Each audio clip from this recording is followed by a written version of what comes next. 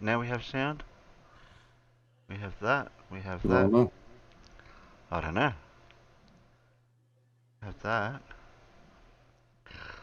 Hey, Alan, do you want to? Oh, do you want to do any work while we're live? Can you Do any multitask? work? Well, Well, I had a document. I thought Acrobat Reader could invert the image, like invert the color from white print to white with black print. But it says you've got to sign in for the trial for it. So I thought, no, there must be another program that can do it. It's a that's PDF file. oh, it's a PDF file. Mm. I don't have. I Yeah, can yeah. I wasn't sure what other I program can would do put that. I can put P. I suppose I can rasterize it and put it in Photoshop and do it that way. Turn it into a PNG. Mm. PDF file.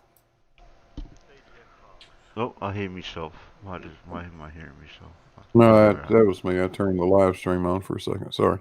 oh yeah, yeah. I thought I was me too because I hadn't muted it, but the volume was down on the YouTube stream. Oh, and Terry, birthday. Cheers. Ah, hey, what? Oh, cheers. Thank you.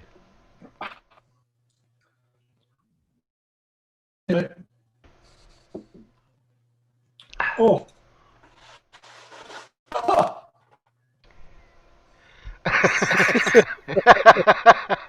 That didn't sound too good.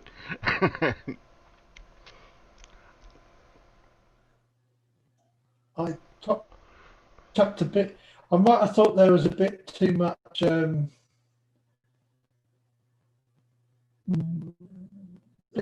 But and there's too much vodka in it. Oh my God.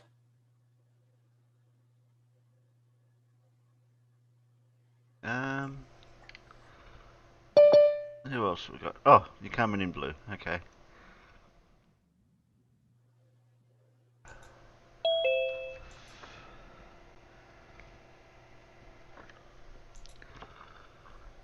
I'll put it out in the peanut gallery. Anyone want to join the panel?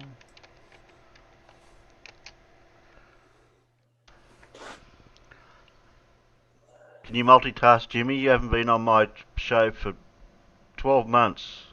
I've been counting. Anyone else out there? Hey, Mute's out there. What are you doing out there, Mute?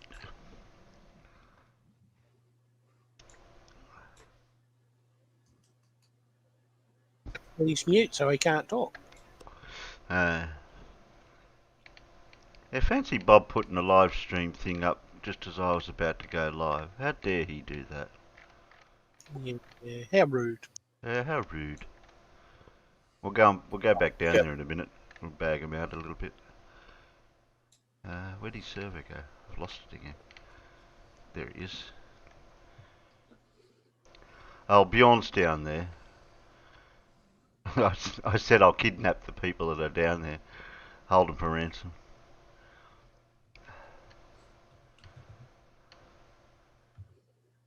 What, a six pack of beer?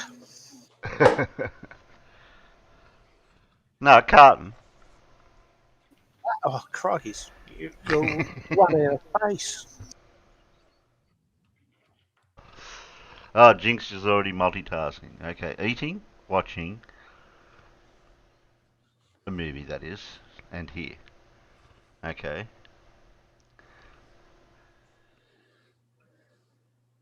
Almost anyone. What? What do you mean almost anyone? How's that a correction, Blue? You said anyone want to join the panel. I'm just clarifying. Almost anyone. Oh, okay. There might Almost be a anyone. Yeah, okay, okay. there might be a few out there that you don't want to. Okay, sorry. Yeah, but Hey, there's that they've whole got to get the link, Blue. They can say that they want to join, but whether or not I let them, that's a different story. Jose yeah, but I want to JG, hello, insult I'm them new. You're not overtly. new, Jose. Don't try to trick me.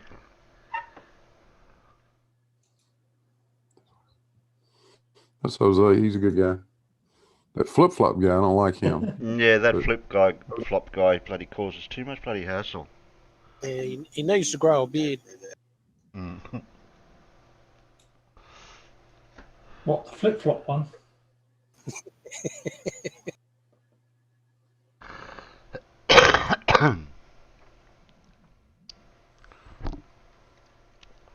Well, if anyone else has got nothing else better to do, I might play a video. So, did you want me to do something for you or not, Mr. T? Oh yeah, how do I give it to you? Where is it? How do I give you the file? Yeah, could send it to me. How big's the file? It's only text. It's Yeah, but you said it's a PDF file. Oh yeah, it's a PDF file. Wait a minute, I've got to go to there to get it. PDF. As long as it's less than 8 megabytes, you can stick it in Discord. Okay, it is 3.3 megabytes. I'll fit in Discord then. Okay, DM it. that's a copy. Yeah, I only want page 8, but if I could print the whole lot as inverted, because there's a lot of pages though. I don't want all of them though, I only want the text stuff. I don't want all the pages. Page 8's the main page I want. Where are you?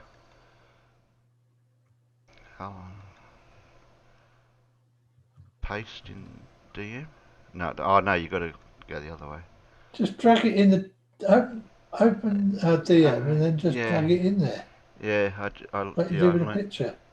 Yeah, but I've got to move that around to get it. I've got to move it to there. Drag and drop. There you go. Upload. Right, now I can close that. Close that.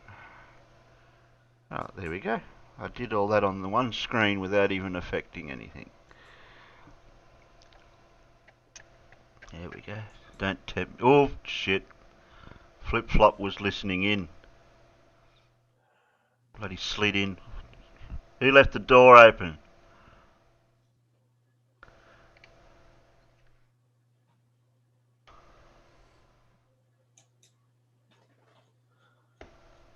Now, what was I saying before I was rudely interrupted?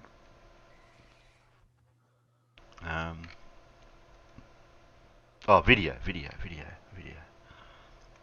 a video here somewhere. Yeah, get Gary to explain that thumbnail to me live stream today. Bet you he couldn't even explain that. Where's that video? How long does it go for? 8 minutes. Okay. There. Seems to be a couple of videos we can watch now and again today. Get that out of the road. Share screen. Anybody know who this is? Oh, wait a minute, you need to see it first, don't you? Yeah. Who's this bloke's channel?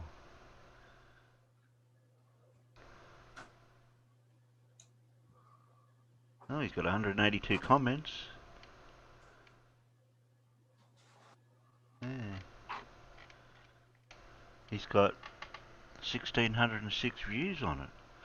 And then he came out December 10, so it's 4 days ago. I better give it a like. That 44. Oh, it was 444.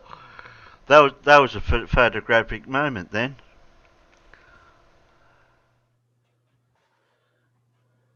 Having 444.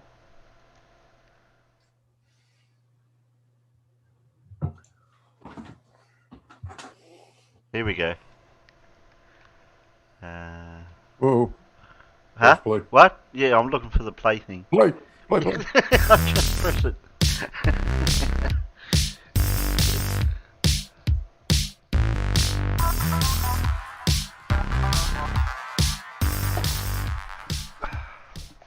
everybody. Welcome to Blue Marble Science and some moments of raw stupid. Warning. Severe facial and monitor damage alert is in effect. Get out those oven mitts. Push the monitors back out of punching range. And let's light a dumpster fire and have some fun. Just a while back, maybe 5-6 weeks ago, maybe, I had it out with a baller online. I can't remember who it was, but just some rank and file baller about this subject. And I tried to tell him what Big G was. Big G, the universal gravitational constant. You're trying to tell somebody what the gravitational constant is. Got it. And he didn't want to hear it. He told me Big G is from Henry Cavendish. What's wrong with that? Cavendish measured everything you need to derive the universal gravitational constant. Unless you want to just be a pedantic tick turd, in which case you can trace it to C.V. Boys like Quantum Eraser does. I said, no, I said. And so I brought him the long way around. I said to him, I said, so you're saying Big G's Henry Cavendish and Little G's Charles Vernon Boys? He went, yeah. So what? I said, so what's the calculated rate of Big G? The rate of Big G? Big G isn't a rate. What are you talking about? And he said, 9.8 meters per second squared. I said, no, that's Little G. And he didn't know where to go. And I said to him, right. And I said to him, here, I said, I'll give you a hint, I said, the equation E equals MC squared makes reference to it. And he was totally lost after that. Well, he's not the only one. I can't wait to hear where this is headed. And I told him then the actual rate is 671 million miles an hour. Is the speed of light, which is what it's according to Albert Einstein's theory of general relativity, that gravity moves at that same exact rate. Oh, please tell me he didn't just say G is the speed of light. Somebody ask him again. I think you said a few minutes ago that the difference between little g and big G is that big G is the speed at which the effect of gravity can be noted. Is that correct? G is the speed of light. G is the speed of light. G is the speed of light.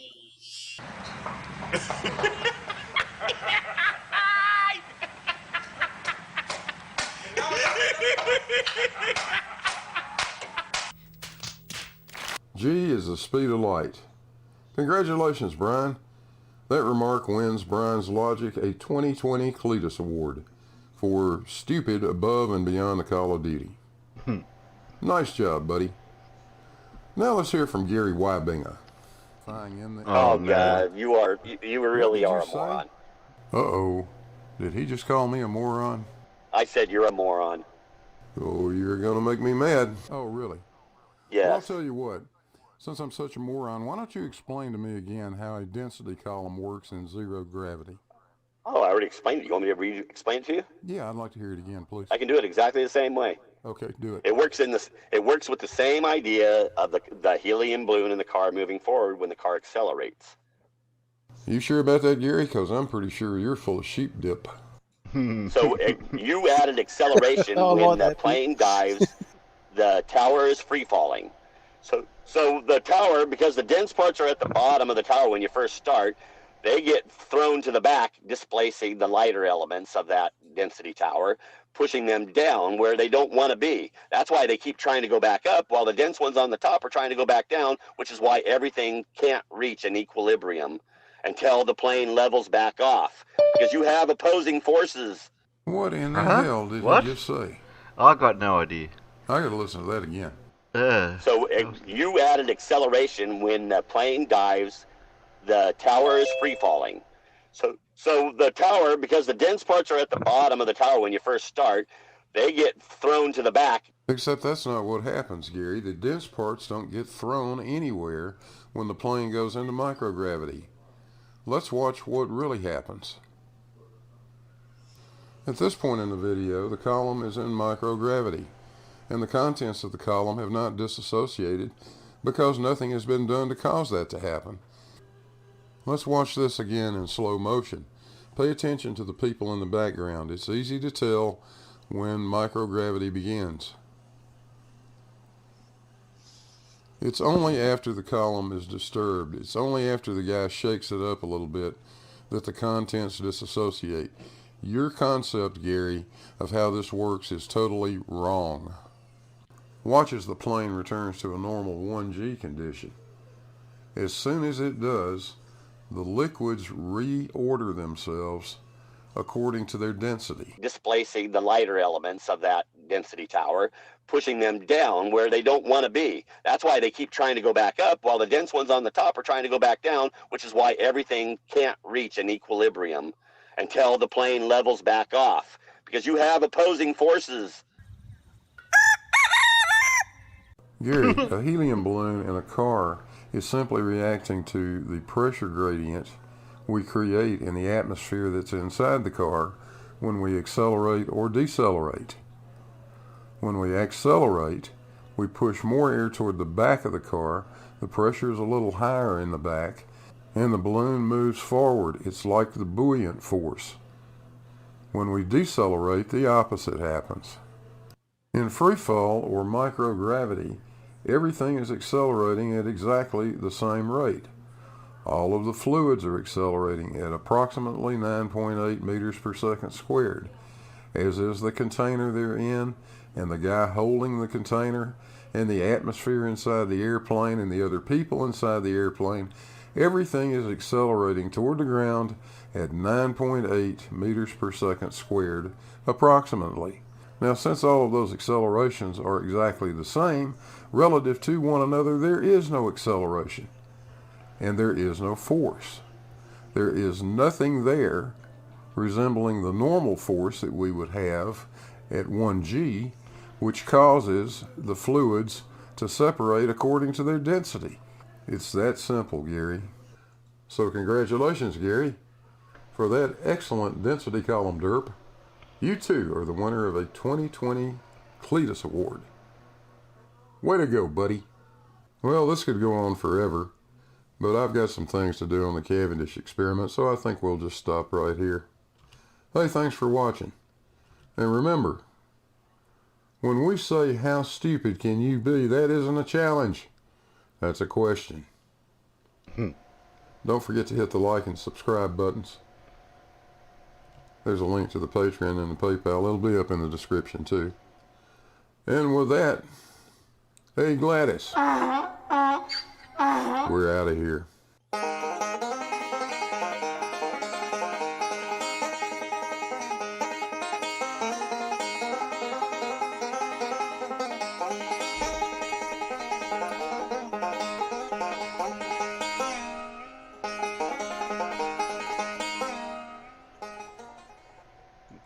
That's definitely the quote of the year. That quote.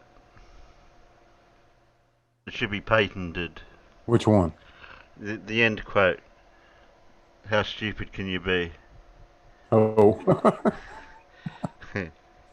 One of my subs actually came up with that one. Okay. I would love to take credit for it because I think it's absolutely brilliant. But yeah, one of my subs said that to me in a comment, and I said, I can't remember who it was now. Or I would certainly give them credit, but yeah. I told them there on the spot, I am stealing that. That is just too good. Got to use it.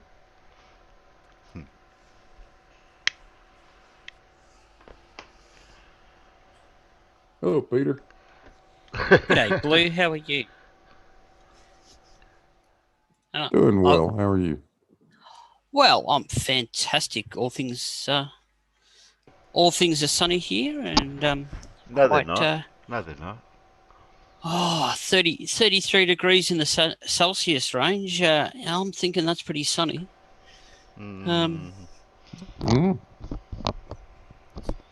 It's your live stream went very well today. Yeah, but that actually worked. I had to watch the rerun of it. Completely shocked me.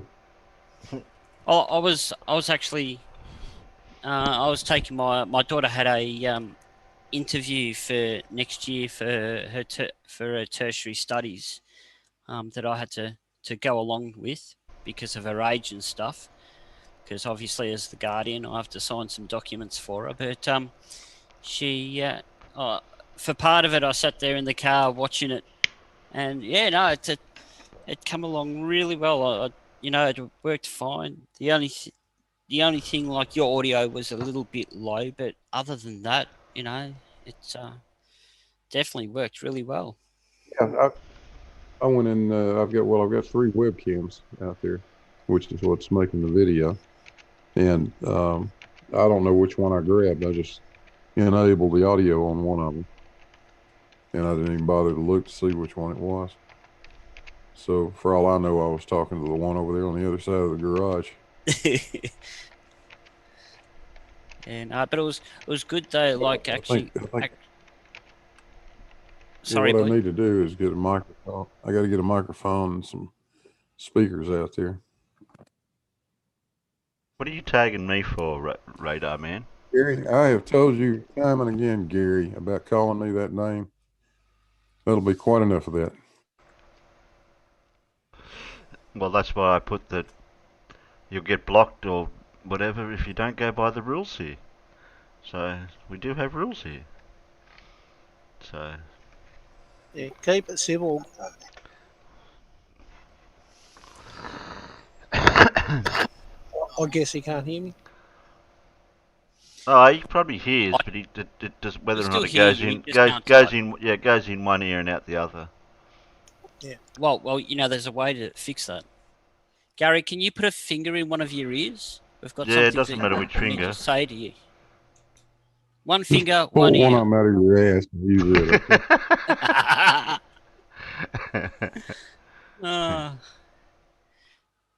Yeah, doesn't his what's the saying? Doesn't his mouth get jealous of his ass for all the shit that comes out of it, or something like that? Something along those lines. Well,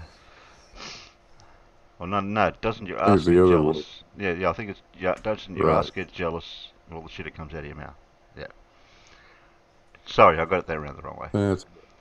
Yeah, I think you got it now. I heard that somewhere too. That's not my quote. I wouldn't have come up with that one.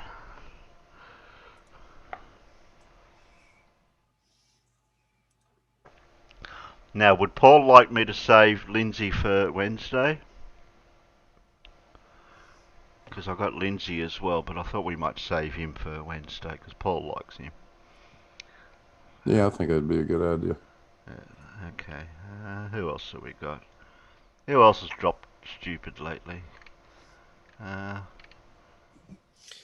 Debate, communism, anarchy, Team Skeptic? Nah.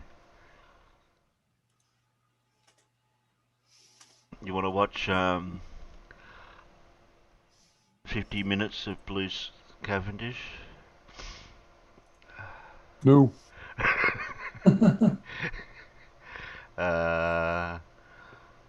Solar system is accelerating and other major discoveries from Gaia telescope from Hello Wonderful Person. Who else we got? Did Professor Dave have something new? Yeah, I'm going up the list. Professor Stick. No, that's anti-vax. We don't want that.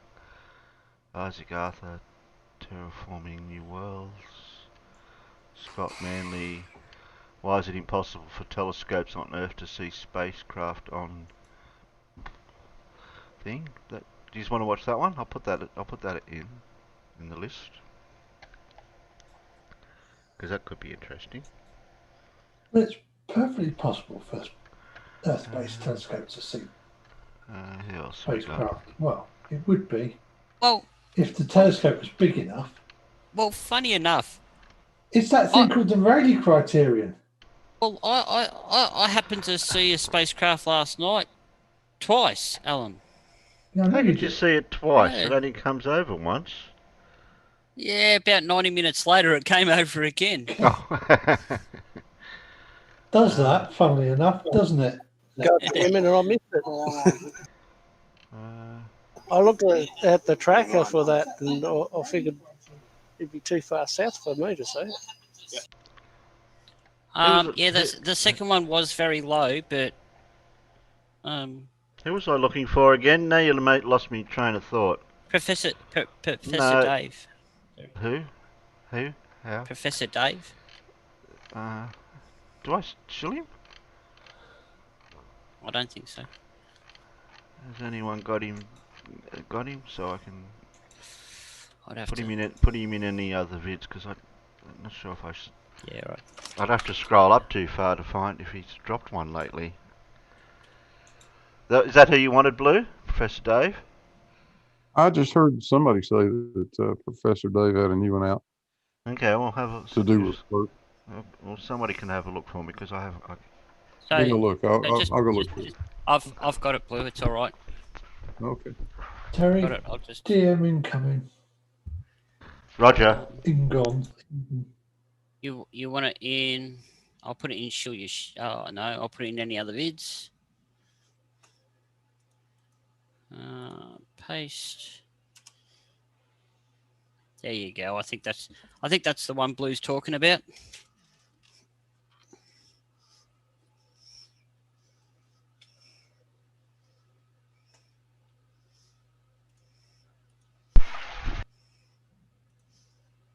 I did put a video in any other vids if you scroll up. I don't know if I can play it or not, but it was an interesting topic when I watched it. How far up is it? Is that the? Yeah, I dropped it. It should be a couple above that. Yeah, the Science Asylum. Oh, okay. Yep. Yeah, I'm not sure if I can play it, but it was an interesting topic about faster than light galaxies. How he postulated like light could be actually faster than the speed of what it is, or whatever. How to word it now. Who's knocked at the door? Oh, okay. Yeah, I'll let him in. Why don't you let them in? Alan, you've got the key. Yeah, I just did. Sorry, I was Yeah, you're doing something else. Yeah, I was doing something else too. Yeah, I was. Yeah, leave. Yeah, I'm not going to play with that now.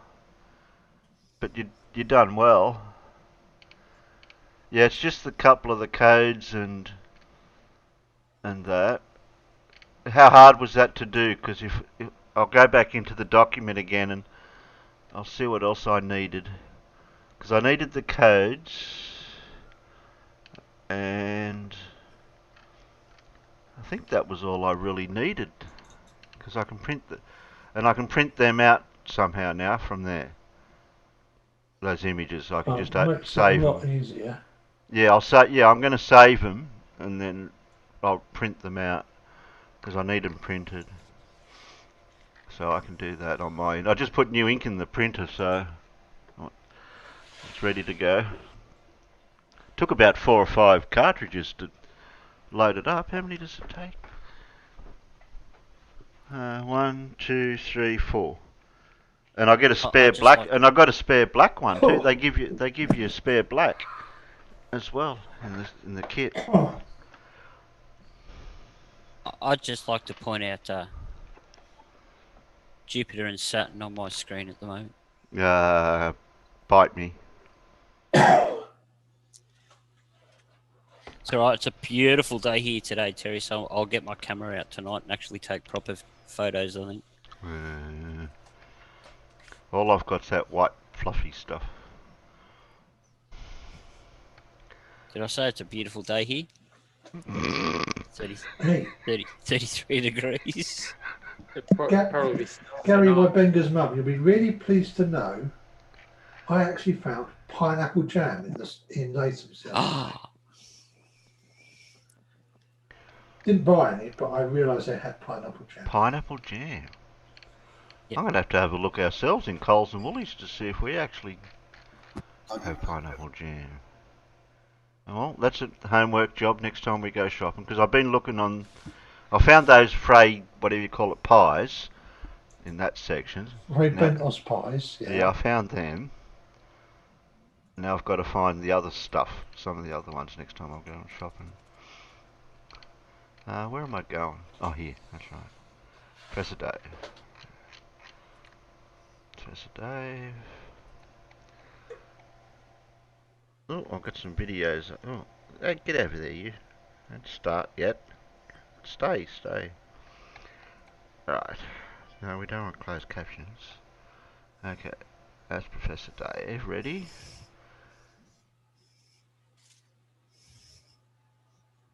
Fred's talking to somebody about something. Oh, did he leave? Just about Did he leave? Oh. you heard his Fifi. Oh, did I? Well, if he Yeah. doesn't want to follow the rules, if he's a rule breaker or he doesn't know how to follow rules, well, He only knows how to troll, Terry. uh, You know, when He's you back up in the basement. when someone takes his bat and ball and says you can't play like that anymore, he goes, "Well, you shove your bat and ball and I'm going home." yeah, that's the way it is. Well, Oh, happy birthday, Terry, too. oh, thank you, Globy. Do I get cake?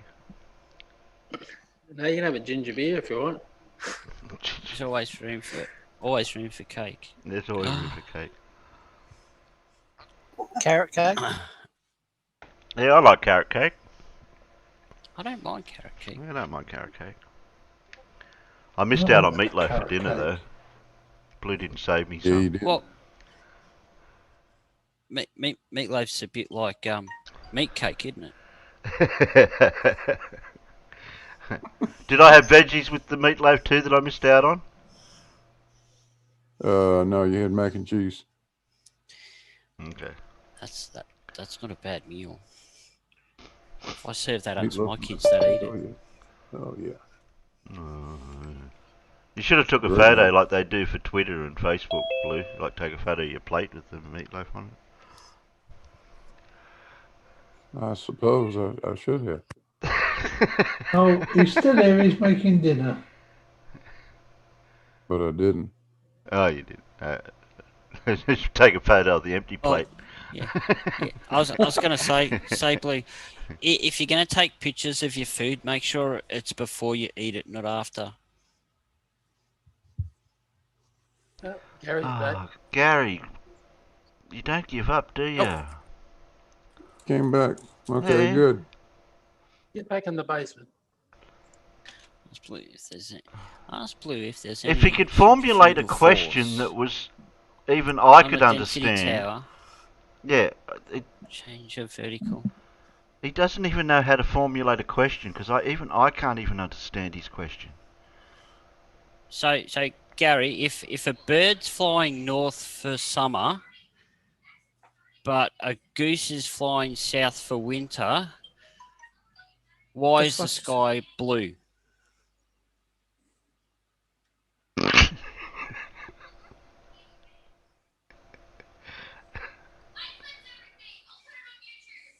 Yeah? No? Drugs. Lots and lots of drugs. Hey, Mute. Are you still up, are you? Hey. Yeah, no, it's about dinner time. So I was finishing up playing some video games with a friend, and then I had to go start cooking dinner. Well, I'm able to have a beer with you today because of the occasion of what today is for me personally. So, oh, nice. So I'm sitting here having a couple of beers. Sounds like a plan. Do I have to spell it out to you what the occasion is? No. You don't? All right, cool. Back to what it's we're Revolution Day for Terry. Revolution Day. I'm trying to catch up to Blue because Blue's the old fart here, so I'm trying to catch up to him.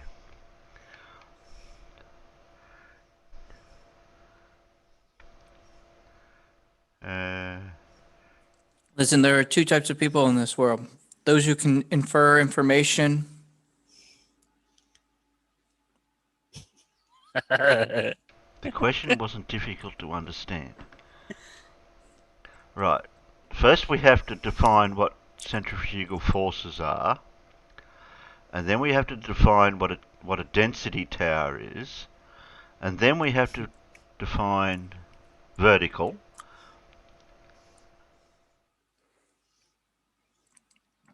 There you go, Gary. I mean, if you weren't dealing with Gary, all those things would already be defined. Oh shit! Look out! We've got trouble, Blue. Yeah, and I just let him in. Yeah, let him in, but Uh-oh. yeah, I know. If he gives me any trouble, I'm gonna slap him. Yeah. Here's me mate Jose. No, it's not. That's Flip Flop. Oh, was it? Yeah, it's I Flip always get Flop. them Yeah. two confused. Yeah, it's it might be Flip the Flop. way they comb their hair. Yeah. I don't necessarily I like. hope you brought a drink to have with me for me birthday, Flip Flop. I, Hola, señor. Buenas noches. Buenas noches. Hello, I've Flip heard of Flop. that part. I've heard that part before. That means Buenos nachos? yeah, nachos. Aren't those things what you dip with your crackers? Oh, Chips. Well, I mean, I don't know what you guys call them, but No, CC's type things that you dip in the salsa, like nachos or something. how are you, Flip Flop? Yeah. Anyway, hello, hey, Flip Flop. Lo lamento, yo no hablo americano. Yo solo vine para decirte feliz cumpleaños. Feliz cumpleaños, Terry. I can't speak Spanish. I know. Let me get out the We'll Google have to get the translator. I don't speak lazy. No, I can't speak Spanish. I'm trying to get the phone up next to the headphones so that it can listen to Jose speak so quickly. Where's that Star Trek Universal Translator thing that you can get? Yeah. Well, my phone just said you're speaking too quickly. Is that what it said? Okay. Una vez más. Feliz that means one. Cumpleaños, Terry. Oh, yes. Feliz cumpleaños. Feliz? I've heard Feliz before. No. I have heard that word. I have heard that one. I'm gonna have to learn. Feliz a different. Navidad. Feliz Navidad. No Feliz Navidad. Feliz cumpleaños. Feliz cumpleaños. Oh shit! I'm terrible. That's, I'm gonna have to learn. Is that happy holidays? I'm gonna have to learn another language one day. Is No. No? Feliz cumpleaños. Feliz cumpleaños, Terry. Feliz cumpleaños. Oh, Terry. happy Feliz birthday. Ah, there we go. Yeah. Oh, yeah, I got the happy bit. Did you? Yeah, Thanks, yeah. We Dora got the Explorer. Yeah. Thanks, Dora the Explorer. I got the happy bit. Thanks, Dora the Explorer. That's the only Spanish I know is what Dora's taught me. You know, I had two kids. I know Dora. Dora teaches me Spanish, and I don't listen to her that much. Maybe Sesame Street should have been done in Spanish, and then I would have learned something. It is. It is. It is, but no, it is now. Oh. Not when I like that clarifier. It is now. It makes, not when you were a kid. It makes all the difference. Shit, yeah. When did Sesame Street start? It was before after my time. We didn't have that when I grew up. It's kind of like sort of. Sort of is one of those words that can drastically change the meaning of word. Sesame Street was 60s? That early? Yeah. Shit. How come I watch it? Certainly early 70s, because Sesame No. Street was around a long time before the Muppets started.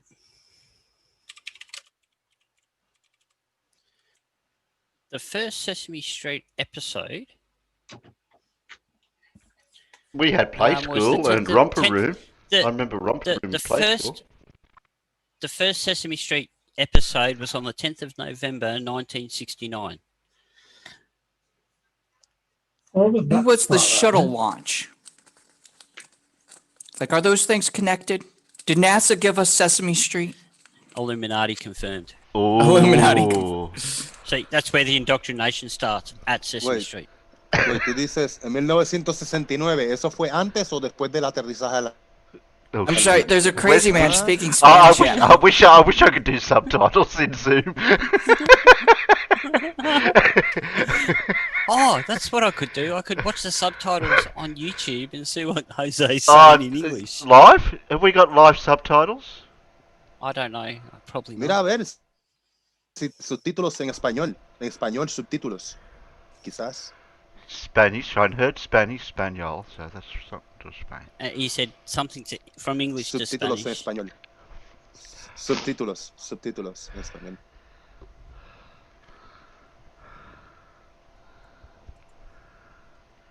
Yo no hablo americano. Parlez-vous français? Well, even Ah, Americans. parlez-vous français? Oui. Je m'appelle Pierre.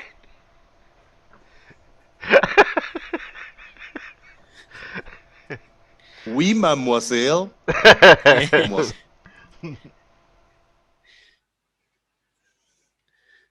I'm getting another Parlez-vous beer. français? I need another beer. I'm trying to play this video for Blue. We'll get around to it in a minute. Oh no. Parlare italiano. Io sono parlare italiano. Something Italiano. Yeah, do Yeah, you speak mamma do you mia. speak Italian? I not very well. Listen, I know a speak little. two languages: I know a little German. bad English and worse English. I know a little German. His name's Fritz. Nine. Just don't. No. Just I'm don't. zwei. I'm zwei. Hey, I'm hey! zwei. Just don't mention the war. Ein, zwei, vier, bitte. What's Gary on about? Something Is he? about Oh, so Gary's still centrifugal out there. force? Hasn't anyone timed him out again yet? Nah, let him play. He'll cry if you don't let him play, Terry. Ah. Was He's Sesame like- Street he's like that created kid- before or after the moon landings. Sesame Street. So Sesame Street was the 10th of November, 1969. Oh. And the so- moon landings. It was in '69. moon It landing. was in 25th of '69. July. No, 19th of July 1969. So same year. Yeah. But Same year. 6 So months Sesame earlier. Street. Sesame Street was created propaganda for the moon landings. for Sounds space. like it. Yeah. So we brought Big Bird back from space, is what I'm hearing. Oh yes, and Groucho He- and the others. Yeah. Yeah. They used to live on the moon, and Yeah. we brought them back with us. Yeah. It's clear. That explains a sense. lot. It does explain a lot. Well, actually, there was those two aliens on Sesame Street. You know, the yip. They must have come from the moon. I think the evidence is there, but we're just not seeing it. It's right in your faces. Look at Pluto, and Pluto, the character, the same year was forged. The same year was formed by Disney. Pluto What- created Disney, and then the planet Pluto was kind of. Oh, how do you explain Uranus then? Oh, because my pants didn't fit that well that week. I can't explain Uranus. I can explain mine. It was the burrito from last night. It was those nachos. There's too much chili in it. You know why my beard's not as long as yours? Because I trimmed mine back. So you haven't Listen, trimmed Gary, it. You're just letting it go wild.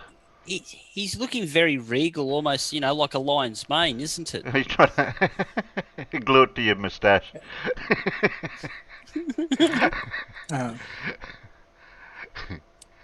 Hey, where's all the grey hairs, Jose? You going grey? You'll go grey soon, You're getting older. Oh, Yeah, there they are. yeah, he's got grey. He's going grey. That's Yeah, it. that's no why I turning keep back trimming now. mine. No turning back now. I keep trimming mine because for some reason, if I just let it grow, you can see all the grey hairs. But if you trim it short, you can't see them. No, that's cheating. Well, I'm blonde, so I don't know when I'm going to go grey, except for me beard and moustache. It's got a little bit of grey in it. Why is that Alan Evans guy Yeah, got but I can my... get away with it. I just Hey, there's a naked radar man out in the diet brown or chat. something, or shave it. Are we going So to watch can we this wa- other video, Terry? I know, I'm just waiting to watch this other video. Do you mind watching let's another watch that video, Flip Flop? See? See? Yeah, C means yes. Yes. C means yes. What means no? No. See? No.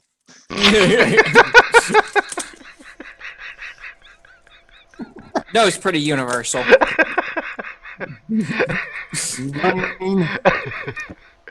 Just don't go by the head nods because if they're Indian, they're kind of a bit mixed up. Blue, if you don't say the P word, we will never get to see this video. Where Oh, I've shit, got to share it. I've got to share it first. Wait a minute, I'm a bit behind here. Wait a minute. I've got to go there. Right, I'm ready. Go for it. Play.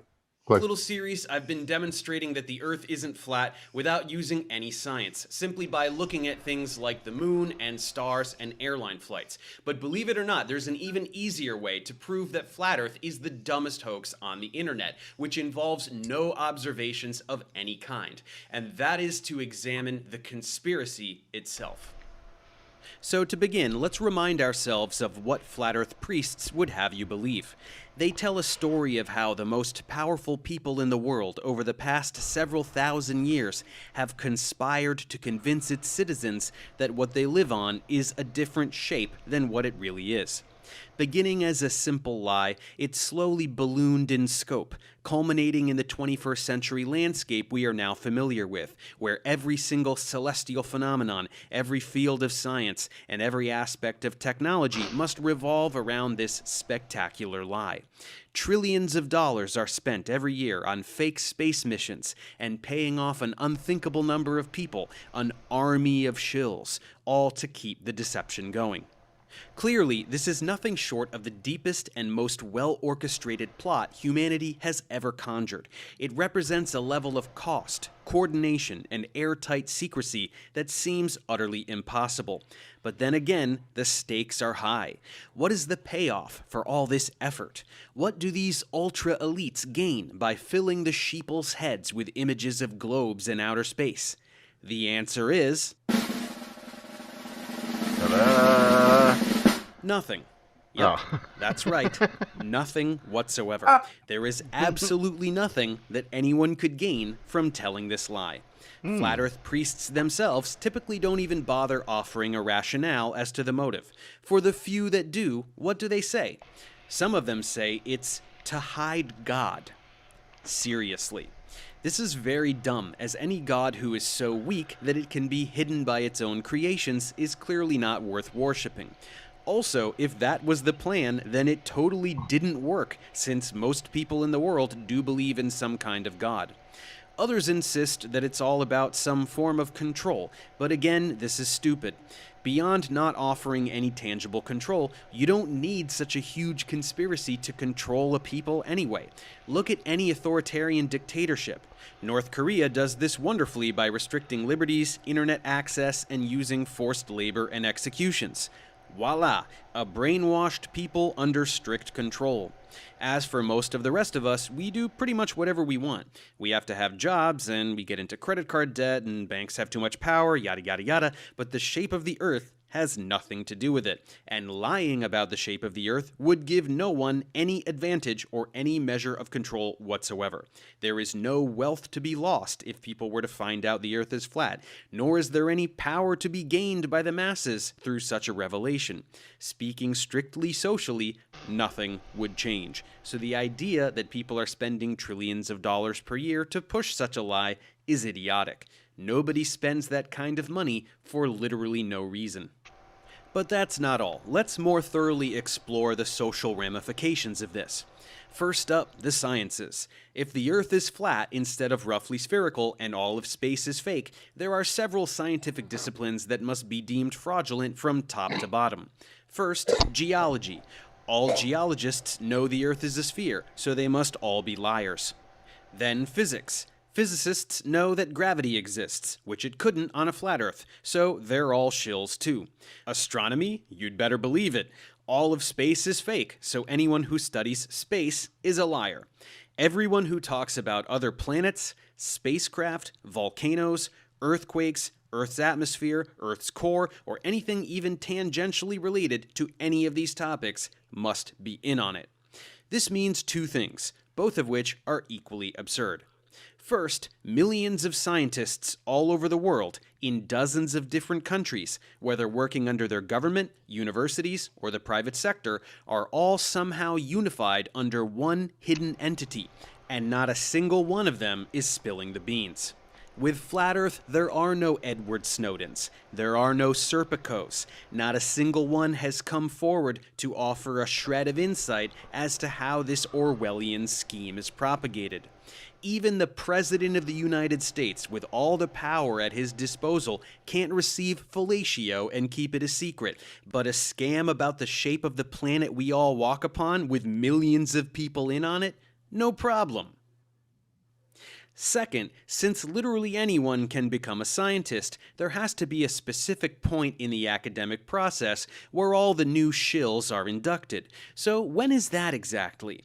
Is it second year of graduate school, where they take all the 23-year-old kids to the eyes wide shut sex mansion party? Or is that only after you have a PhD? What about all the undergrads who are learning the lies and can see that something isn't adding up, but haven't been brought to the sex party yet? Shouldn't any of them be asking questions?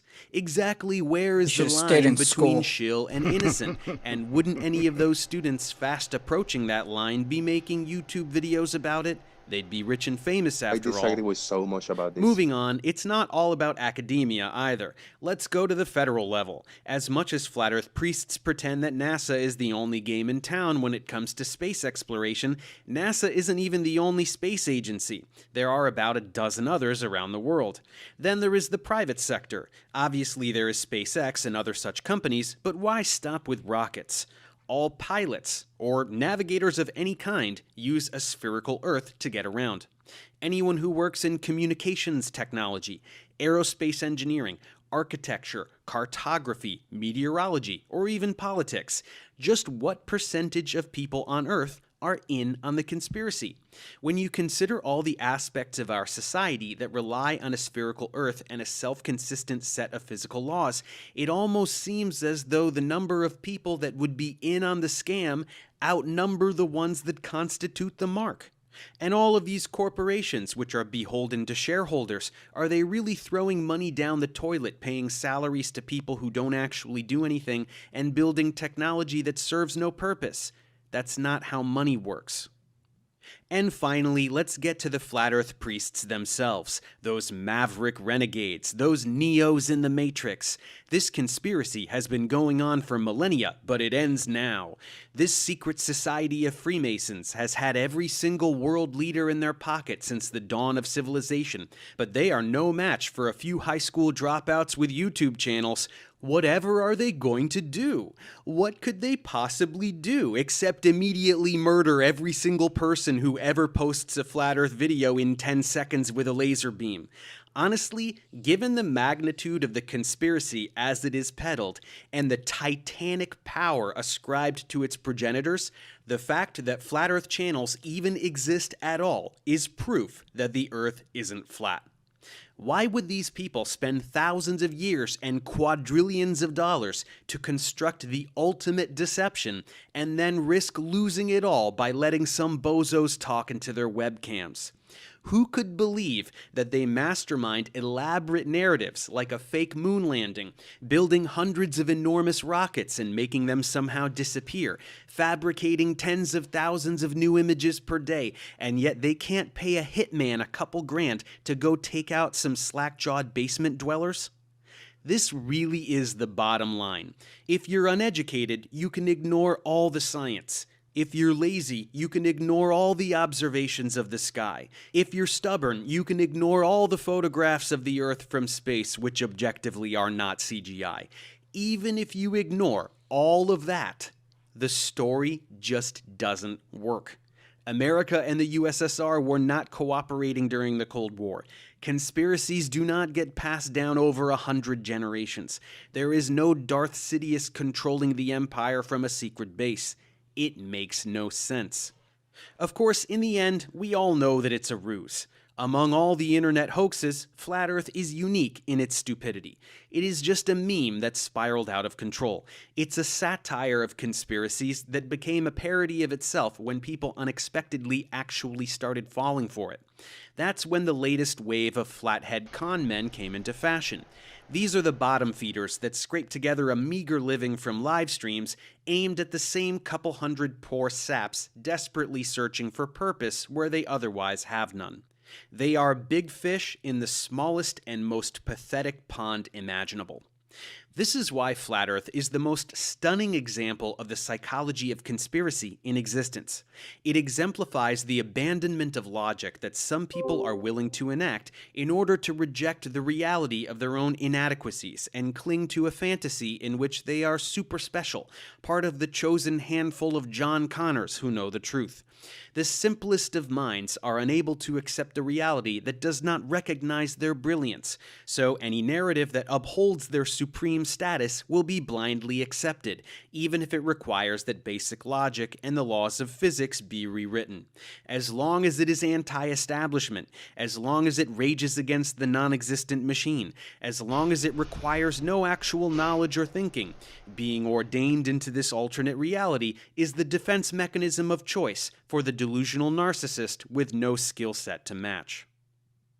And it is this most obvious of realizations that leads me to part ways with the Flat Earth phenomenon. It was fun for a moment, but as far as I can tell, it's over. The Flat Earth priests haven't even acknowledged my last few debunks, as they were just too airtight to bother addressing. The patronage of Flurf channels is on the decline. Even the trolls with their sock accounts have lightened their activity. Whatever bizarre social experiment this incarnation of Flat Earth was, it's done. But what isn't done is the psychology of the delusional narcissist I just described. This is something I'm not at all done with. In fact, I've only just begun. This precise character shows up in the realm of astrophysics, pretending to understand the field better than astrophysicists. It shows up in the realm of medicine, pretending to understand the human body better than doctors and biochemists.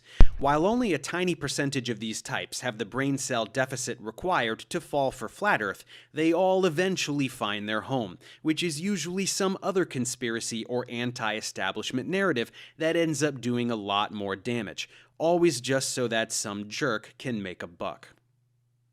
So while this seems to be the end of the road for me with Flat Earth, as there truly is just nothing left to say, perpetrators of hoaxes in all other realms, prepare yourself.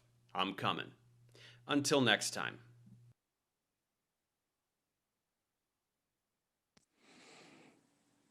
We should do some iconic sections. My oh my, what have I just watched? It is the first time that I have ever watched one of his videos. Ever. Professor Day.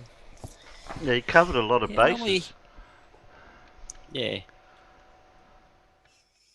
I can interpret my thoughts on this is that I can get anybody from Irulandushi to Witsi to Jeranism to tell me a prettier story than this, opinions that makes exactly sense that he did, because this is just his personal opinions. And I don't know why people applaud him and praise him. He just gave a bunch of rhetoric without anything else. He just verbalized his opinions like Jeran does, like Iru does, and others. Yeah, but he was stating observational facts that we can all observe ourselves. Right. Well, I mean, so not in this one. So it's a multi-part series. So obviously, like, it's meant to be watched with the other parts in mind. But ignoring that, out of this one, what was he stating that was pure opinion that you had a problem with? Everything from him attempting to explain how the earth mentality and the flat earthers operate and work. What do they believe? What they don't believe? How they have to behave? What is it for them? It's an opinion. Period. So from your experience, though, Flip Flop, is it something close to that, though?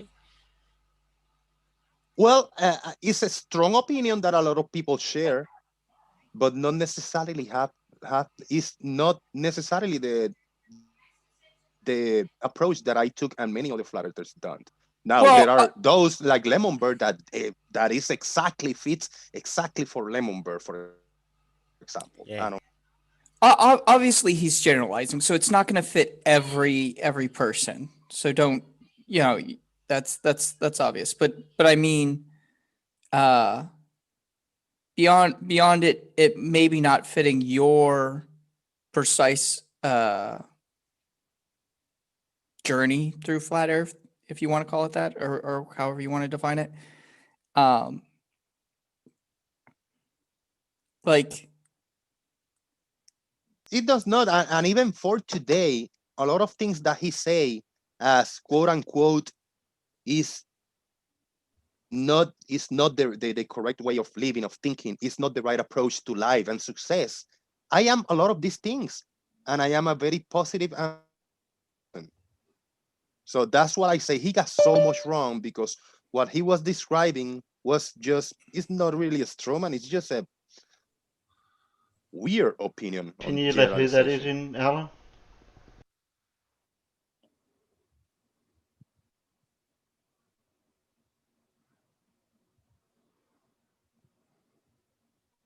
And the thing is, he is this clean, straight guy, and he very comfortable saying all of this. So of course people is going to take his side. But is he in this moment being skeptic about anything whatsoever?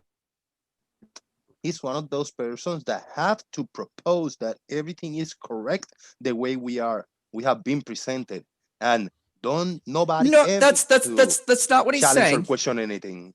No, he's not saying that there aren't any conspiracies or that there aren't any things like that. But in every other one, somebody eventually comes forward, given enough time, and talking about flat Earth conspiracy specifically, that this conspiracy that would have had to be going on for thousands of years, because we've known the world has been a sphere for thousands of years.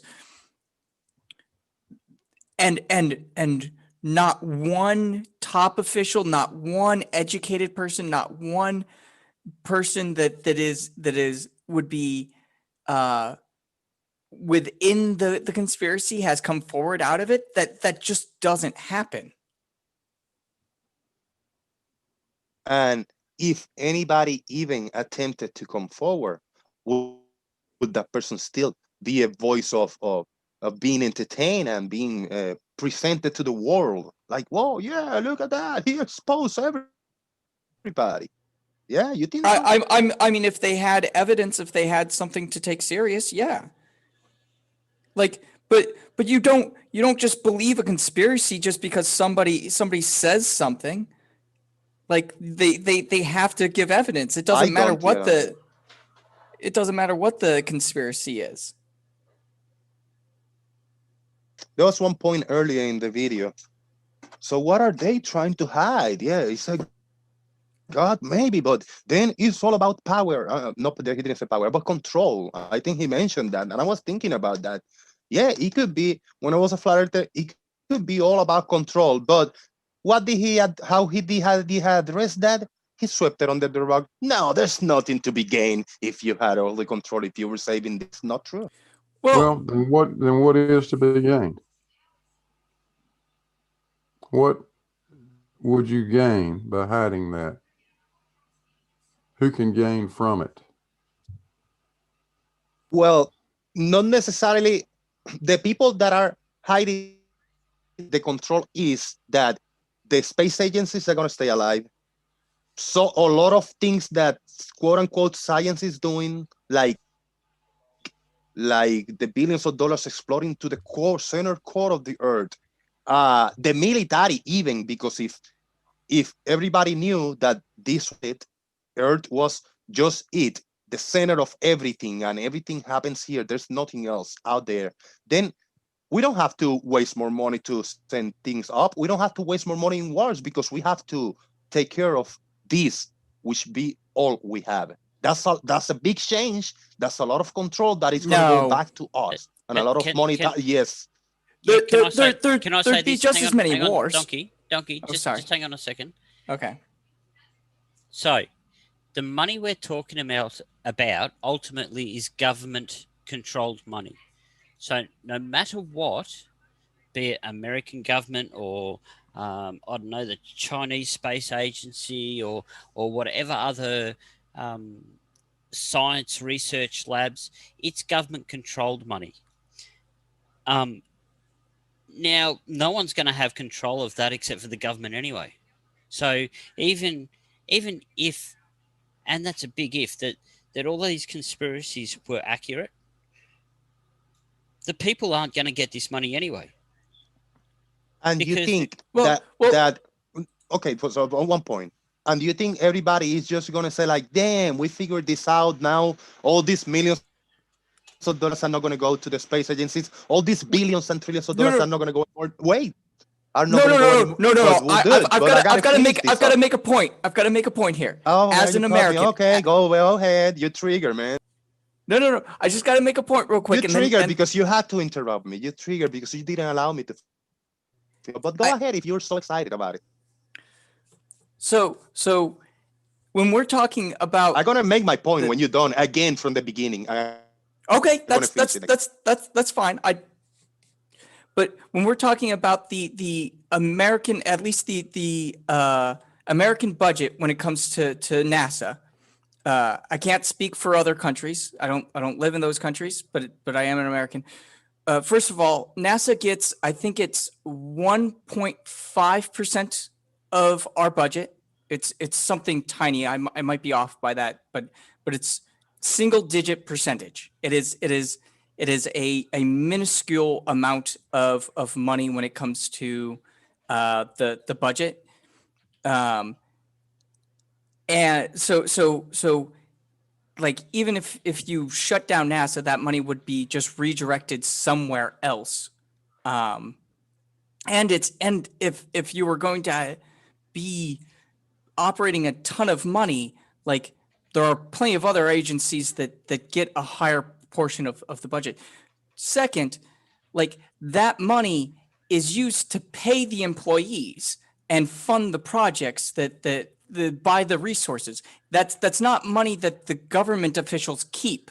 So, like, there are tons of other things in America where government officials have crooked money.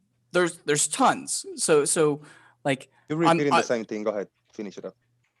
But the money that NASA gets is budgetary money and is a small amount of money. That's it. You repeated the same thing like 4 times in 3 minutes. All right. All I need is 30 seconds. Okay. So you think if the people know now that we don't have to support and the space agencies all around the world will fall, all the military in America at least, and it's going to be a big revolution, whatever happens, it doesn't going to happen overnight, maybe in no 1 year, but in the time when people know that there's not going to be, everybody have to take care of Earth, you think people is not going to stand up? You think everything is going to stay the same because the government will continue to manage all? You think is going to stay that? You think if this go out, everything is going to be the same 10 years from now? I do not think. I do. Actually, Jose, I'll say this. If the government's been covering up all of this stuff for X amount of years, and if that is the case, it's not just the American government, it's every government of every country of the planet. So that means every government's in cahoots with each other. If this all came out tomorrow that, yep, that it's all, the conspiracies are all true, space is fake, blah, blah, blah, you know what the governments are going to do? Yeah, well, sucked in, live with it. We're in control, and there's nothing you can do. And if you don't like us spending our money the way we want, there's nothing you can do, because that's the fact. That's the fact. Yeah, well, that is from your perspective what will happen. You think anything is going to happen, and you are very wrong in that. Well, what could you seriously? What if the truth came out tomorrow? What could you do? You know, hold your taxes back. I'm not going to do anything. No, I'm probably not going to do anything, and you're going to just lay back and do anything. Also, that's from your perspective. Yeah. That's what you will do. You wouldn't do anything. I wouldn't do anything. But I don't think everybody's going to stay back. They say like, damn, now they're really stealing us money. They really want us to destroy each other when this is all we have. So you think everything is going to stay the same? All the history is going to change about the ball is going to change. Everything will change. Everything, 100%. Well, if they've been hiding it, they're not going to change. All jokes aside, if they've been hiding it, they're not going to change. It's going to just continue on. They're going to say, well, okay, so we've been caught out, but this is the way it is. There's nothing you can do about it. And anyone that and that's the easy route for you, because you can not even think and fathom the consequences of. Well, I could, because let's be honest. If you got 100,000 people turn up in the middle of at the front of the White House, well, you don't think. And if going down that whole theory that this is all a conspiracy, and that the government's all involved, and that the military's all involved, doesn't that mean that the military's going to turn up and say, "Yep, we knew all along. Now go back home"? What did they have to know all along? No, they're fighting the fight that they are told they're fighting. You do realize that there are military members that deal with space, and I'm not talking Space Force.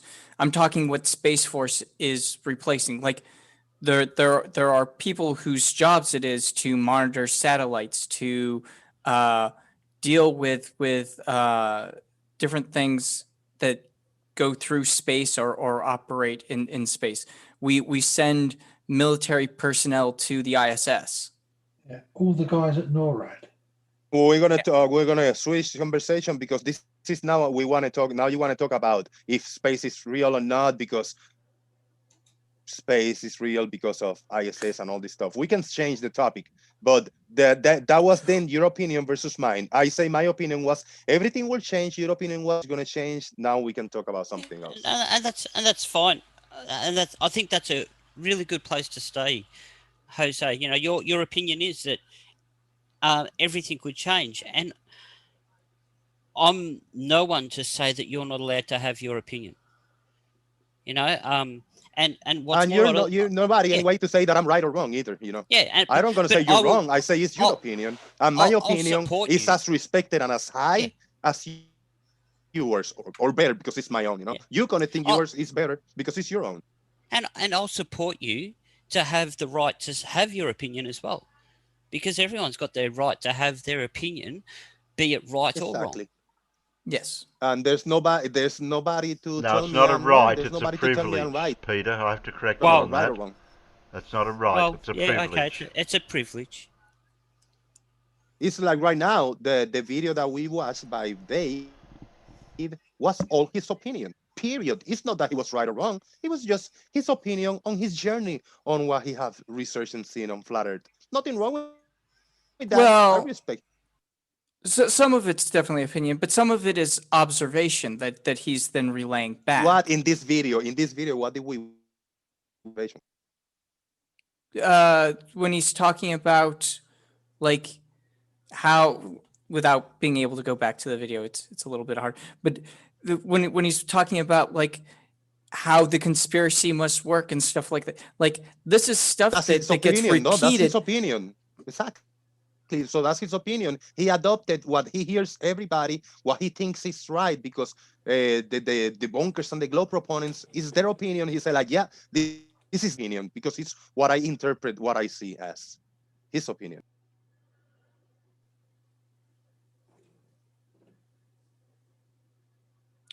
So can an observation not be made that is not an opinion? Yeah, but in this video, it was nothing about observation, evidence, any test. It was just an opinion video. Observation doesn't have test. In this video that we watched, it was an opinion video. Okay. His perspective, his philosophy, what he, just his rhetoric. There was nothing in this video of solid and concrete, in opinion. But,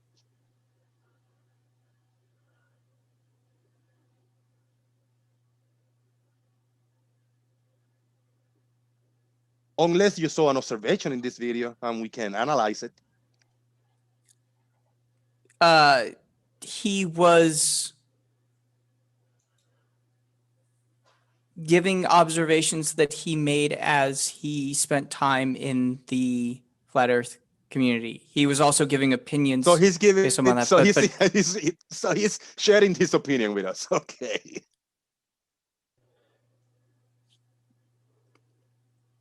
I mean, you understand what I'm saying, bro? For real. I mean, it took you what, a year, 2 years to get out of flat Earth? Maybe in another year or 2 years we can have a conversation. In 2 years, I'll probably be more skeptic than I am today about everything.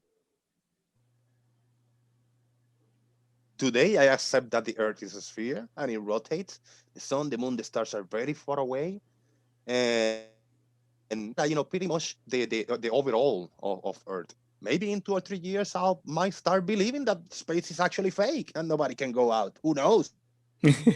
Today, yeah, the rockets go up and they go places. I mean, I guess, right?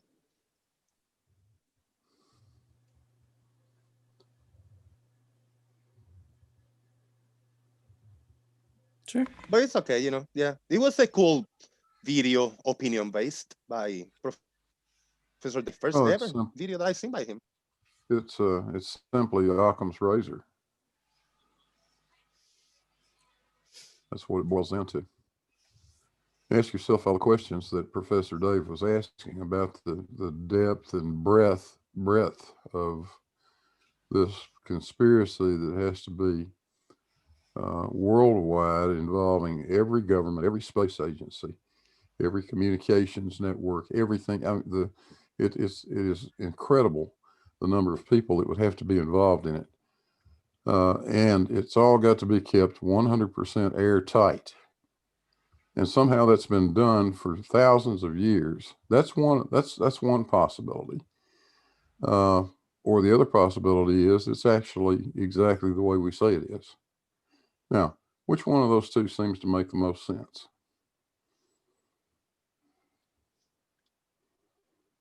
Now, there was one key, and I wanted to ask your opinion for this. Look.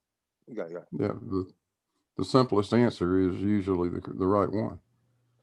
Of course. It is so much easier and so much simpler if it's exactly the way we say it is than it would be to do what flat earthers suggest has been done. Yeah, for a start, I'd have to be one of those people covering it up, wouldn't I? Yeah. Now, I want. So would I. Quick question to Blue. Blue, as a pilot, that you have been a pilot, there was a blatant, brutal lie when he say that all the pilots have to be on this because every single pilot know that the Earth is round and they have to know that the Earth is a sphere in order to fly a plane. And that is a lie because we have spoken about this, and it not necessarily have to be like that. Well, yeah, all the pilots doesn't have to know that there is a sphere and they're flying on a sphere. They don't have to know this. They can learn how to fly a plane, and they keep their altitude.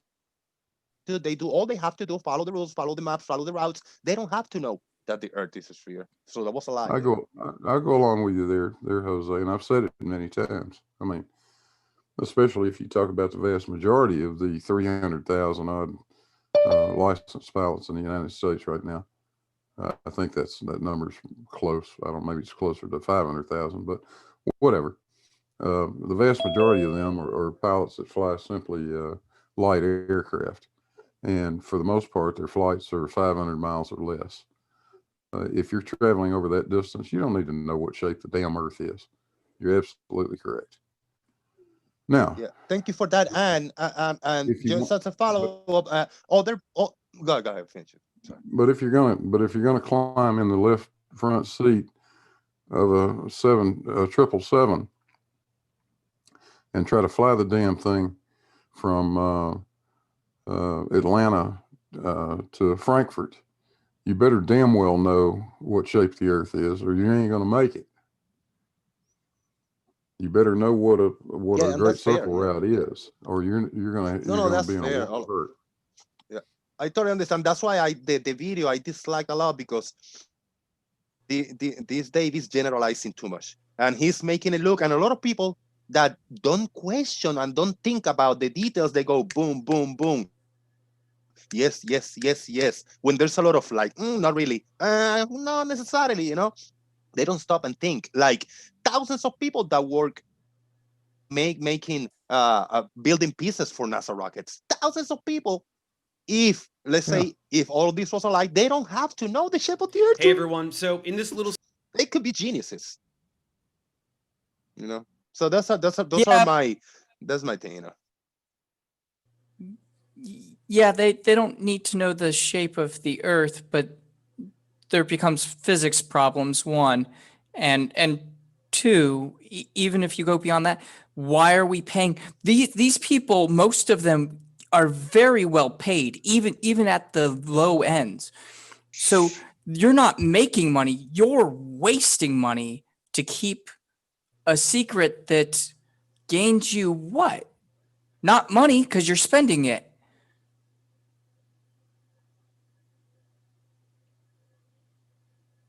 That's the least of my worries. My worry is about when people generalize, and all the pilots have to know Earth is sphere. Every single person, thousands and millions of people working in the space agency have to know that the Earth is round, and that is not true. That is,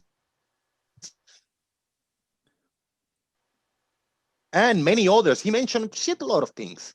They have to deny whatever volcanoes. He mentioned what the volcanoes have to do with it, because you do the testing and you do this kind of because when they're but it's still a volcano.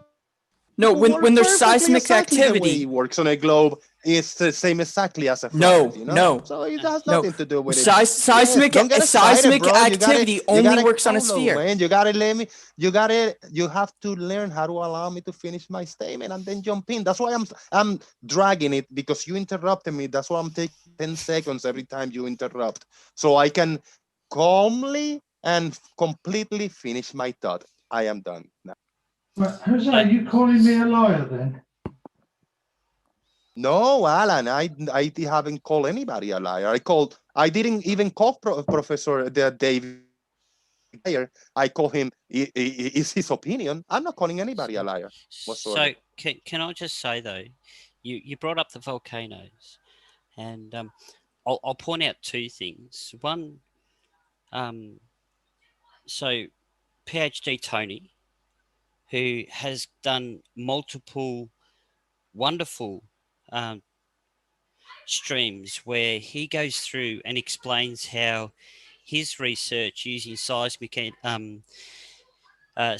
recordings show conclusively that the recordings that they receive cannot work on a flat Earth because of the way they receive the signals at each of the different reception locations. And what Professor Dave was was saying was that he said volcanoes in general, but it's all seismic / volcanic activity, because that's what's recorded by these seismic stations. And even the volcanic activity, for that amount of material to become piped up through the Earth, where does it come from? Because if it was a flat Earth, there's nowhere for it to come from. There's no explanation. That is another topic, and I can entertain that, but that would be. Oh, I thought you were done. Okay. Yeah, no, that's what he was getting at. There can't be a Oh, but he didn't volcano get to on a it. flat Earth. You're adding. Yes, you're now. But he made the dude, succinct. are you he gonna made keep the talking, or are you succinct- gonna let me address Well, you? I hadn't finished, Jose. So if you want to play the rules that way, I hadn't finished. The volcano statement was a very succinct statement that he made.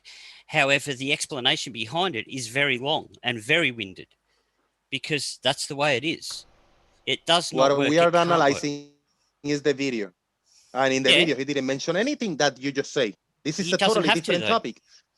That's from your point of view, exactly, because you already have this belief on it and this faith that everything works that way. That's why you're white knighting for him. That's why you're doing that. I still think you believe I'm a liar, Jose. That's what I believe.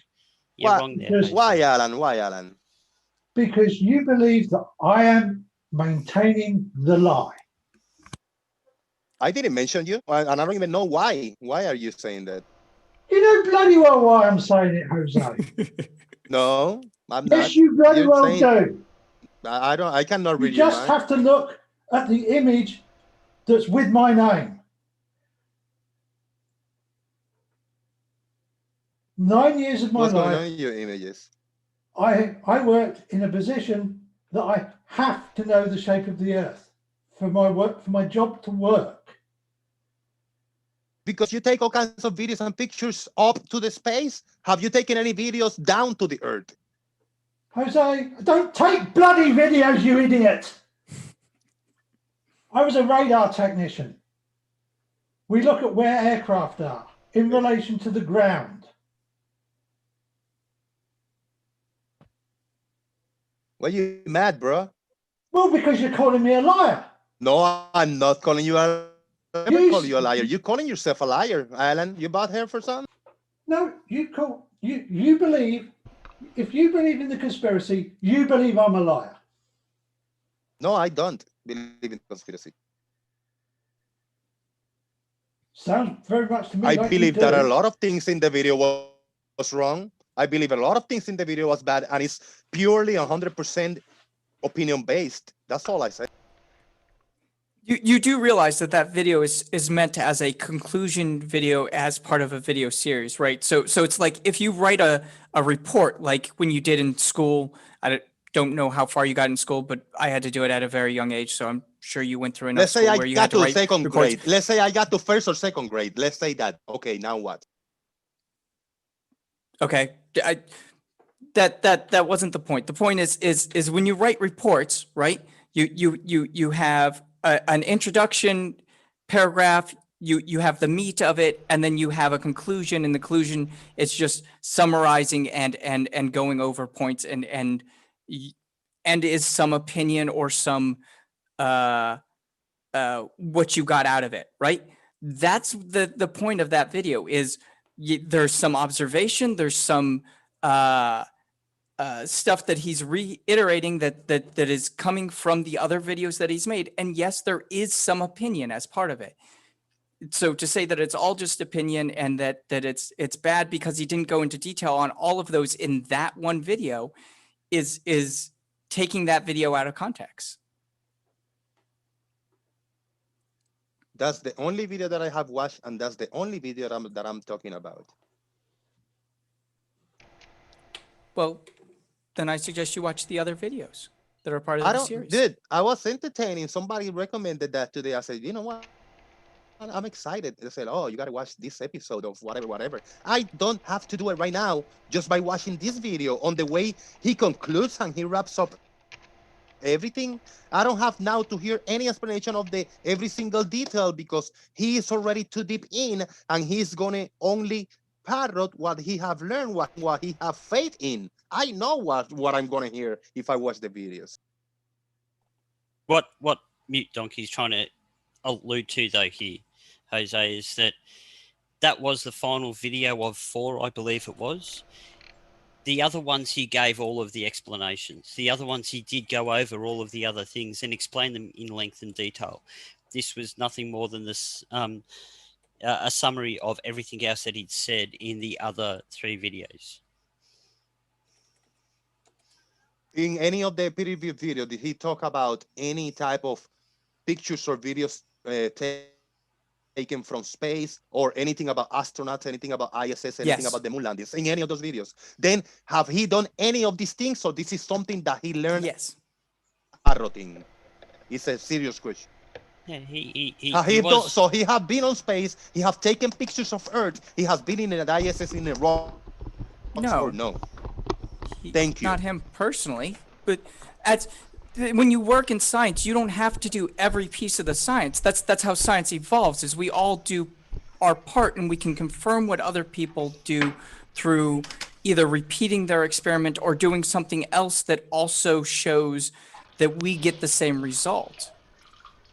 Those are the big leaps of faith that I refuse to just accept. Because it's a leap of faith for you, yes, because you're not in. Oh, it's a big leap of faith but... and a big belief for you. It's just belief for you. No, because I work in fields that need those math that require that. So I have actually confirmed parts of this because I have needed to do it in order to do jobs and different things that I've done in my life. Hang on. So, okay, so if I got 1 liter of water and I measure it here in Australia, I weigh it and it comes up with exactly 1 kilo. Does Mute Donkey then need to measure a 1 liter of water to know that it's going to be 1 kilo if I tell him that that's going to be 1 kilo? Because that's what science is all about. It's doing the experiment here that can be repeated, but you don't have to repeat it to know what the result's going to be, because other people have already done it before and it's been recorded.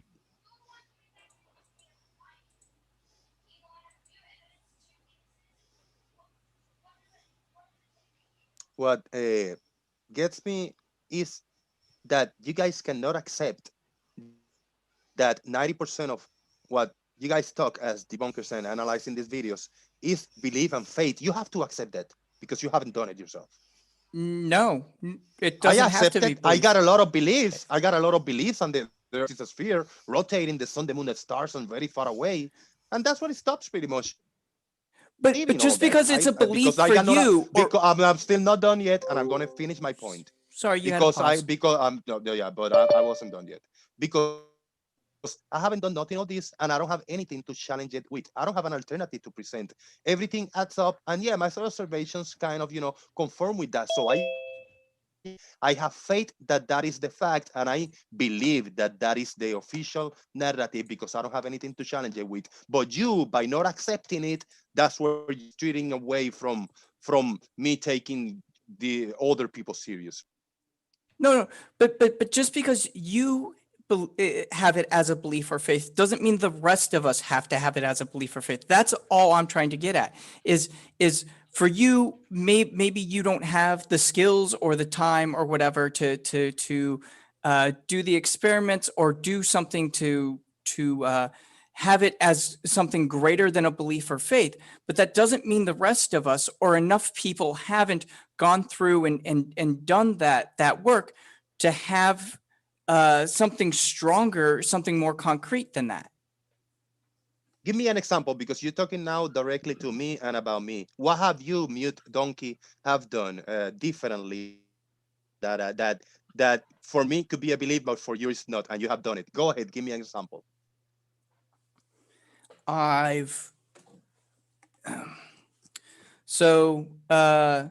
You want what type of anything that of these beliefs that you have about Earth and everything very far away, about the heliocentric model, things that you have done that I just accept as I believe. Tell me something that you have done.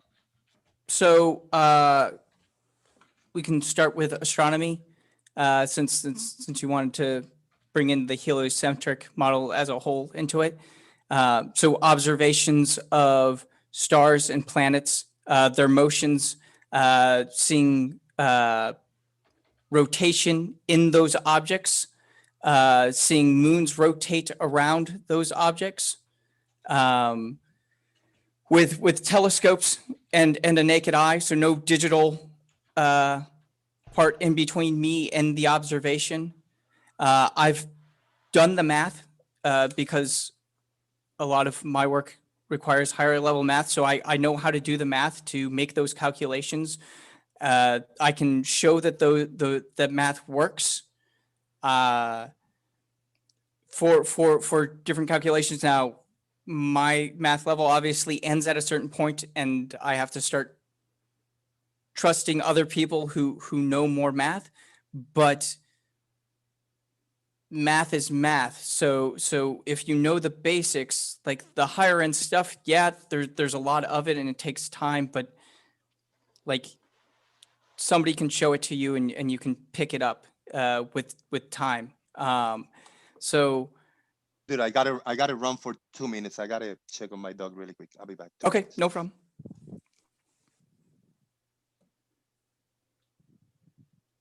God, what a load of bollocks. I hope when I was saying that he had it as a belief that nobody else took that as me attacking him. I was, because that wasn't meant to be like an attack towards him. Oh, It depends on your definition, personal definition of what a belief is. But generically, what a belief is having Terry, something as not evidence, as just as a faith based. Terry, he's just being a disingenuous poet at the minute. Sorry. That's kind of what I felt. You know. Well, you just got to know not to let him roll you up, because look what happened to Tony. Yes, but Terry, you made me fucking drink.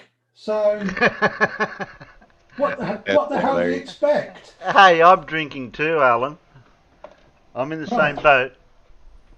Yeah, well, you know, I don't do well with I get pissed and people start trying to roll me up anymore. You get pissed and then you get pissed. Yeah. No, I don't. I'm not like that. You'll find out if things go down the wrong path. Yeah, I'm drinking too. Terry, you can kick me if you want, but I'm not going to be polite to Jose anymore. No, I don't actually kick people, but you'll know it when it happens. Yeah.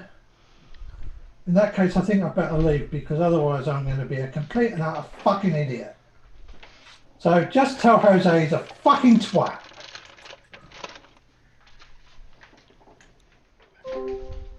I'm sorry that he left. We should watch the conic section video or something else. Yeah, well, that's what I do. I do have other videos here that we can watch. Actually, I was actually AFK for a while there, so I didn't actually get a chance to subdue the situation before it may have got a little bit too far. And I think that's what happened before with Tony too. I didn't get a chance to step in before it was too late.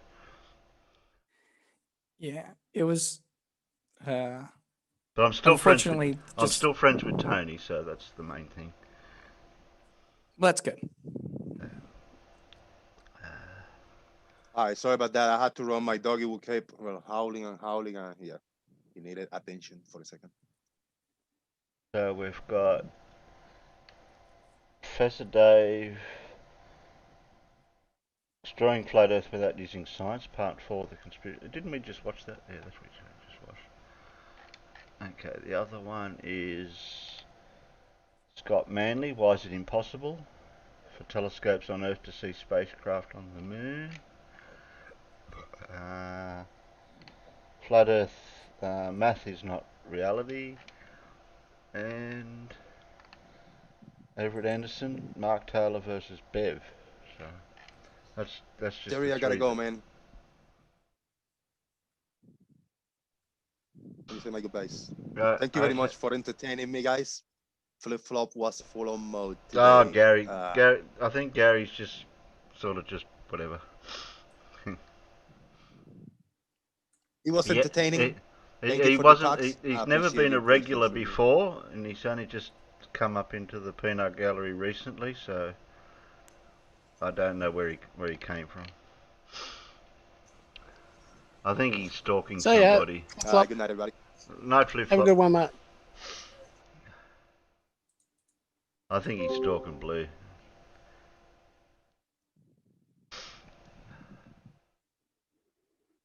That's sad that Alan left. left. Yeah. Yeah. Yeah. Well, not the problem, but the issue is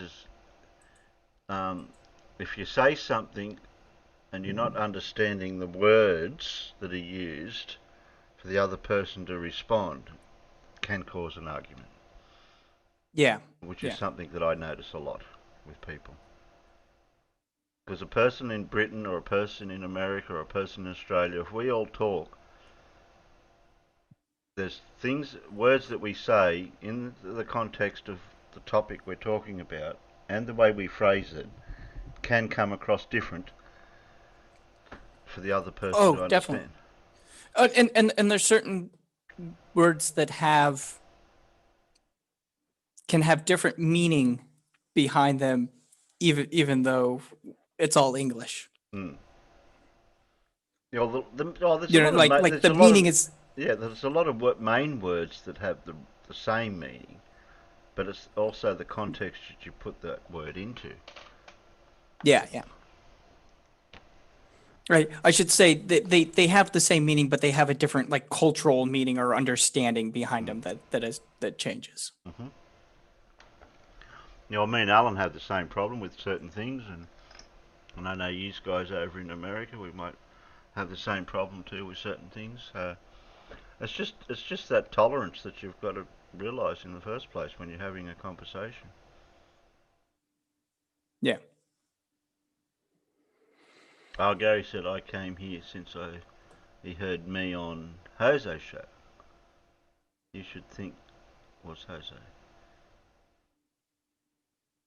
You invited me in the after show. Yeah, I'm accommodating, Gary. I just don't like the arguments and the trivial, immature directions that some of these conversations go. We're meant to be adults. That's like I maybe because of my life experience, I've learnt to curb my how you suppose my anger or whatever it is, but my tolerance level, there is I can say I do have a tolerance level. I can't be that open-ended in that way, but I will tolerate to a certain extent. But behaviour, that's a different thing. Behaviour in conversation is something that you're an adult. You speak your emotions. I see the emotion in people's voices too much, because they'll get. You can hear the anger. You can hear the frustration. The whatever it is coming out.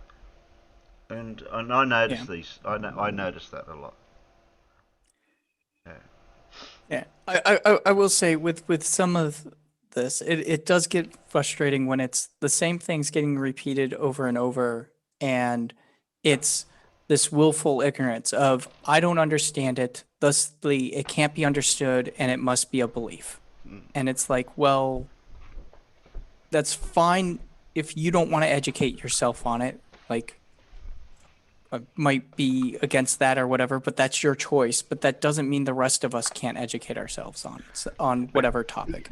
Do you know I feel insulted when people call globers like, and I don't like to fit myself under that umbrella, because for the people that they're calling globers is the ones that they're the ones that they're arguing with. And I'm not arguing with the flat earth as such in that context, because I'll listen to what they've got to say and I'll have a conversation with them. But I'm not going to argue with them about it, because arguments are pointless. Yeah. Can I just ask one question? You just did. What is Gary... What is Gary on about? So I've finally figured it out, and I can answer, or I can... I'm not going to try and answer Gary, but I can give Gary a bit of information. Your interpretation of what he's on about. Okay. Yeah. So he's saying, or at least it sounds like he's saying that the density tower, right, when they've got the liquids that are different densities, that it mixes in a 0G plane because the plane is tilting downward. But if that plane didn't make a made that dive, but did it slower, that tower wouldn't mix. Like that tower, like if you just, or if that plane kept flying horizontal and they turned it sideways, all the fluid in it wouldn't mix. It would just reorient itself so that the different fluids were still aligned by their different densities. Like the only reason why it mixes is because when it makes that dive, the acceleration force of the plane going down creates a opposite force that is equal to gravity, and gravity is no longer effect. Thusly, you can't have the density stacking the way that it does in a gravitational field. Yeah, well, that's the same thing. What they do on a plane is like as if you drop the same thing from, say, several meters, say 30 meters or 20 meters from a height, and you had this a similar container, and you dropped it. And if you were able to film what was happening to the different density of materials that were in that container as it fell, you'd see this. You'd see basically the same effect. Yeah. It's too simple not to understand. Yeah. Oh, You sorry, don't necessarily have to be. Hey, forgot you were there. I'm hanging out here in the corner. You're over in the. Oh, wait a minute! I can move you. Hey, look. Hey, look! I'll put you up there. There you go. There you go. You're up top now. Hot dog. Yeah, this platform right here is nice, easy, laid back. I do mostly watching, and there's lots of great information here, and it's not the place for Gary Wabinga. No. Yep. Yeah, well, I gotta be right even back. it's not even the place for flip flop because I don't like the drama. No. With the conversation that comes with it. I love Jose to death. I do not like flip flop. But this Gary seems to have latched onto me. I don't know if he's stalking me or what he's doing. Or is he stalking Blue? Because if Blue wasn't here, would Gary be here? That's what I'd like to know. Because he keeps coming up with these. Probably not. He keeps coming up with these, coming out with the same stuff to do with this bloody airplane shit. It's getting a bit. What's the word for it? Yeah. He's trying to. I'm just happy that it's not all of his other copying paste BS, but you know. I'm trying to work out what his problem. I'm trying to work out what his problem is with the liquid. Oh, he's trying to claim. He got called out in the video you watched a little earlier, and he's butthurt about it. That's the whole deal right there. Oh, now he's trying to come up with some excuse for why he's right and I'm wrong. The problem is he's wrong and I'm right. Gary, if it was centrifugal force, the people in the airplane would be stuck to the fucking ceiling, not sitting on the floor. Jesus Christ. Oh, that bit. Okay, now I get you, Blue. Now I know. Yeah, I can. Now I know where that's come from. Yeah.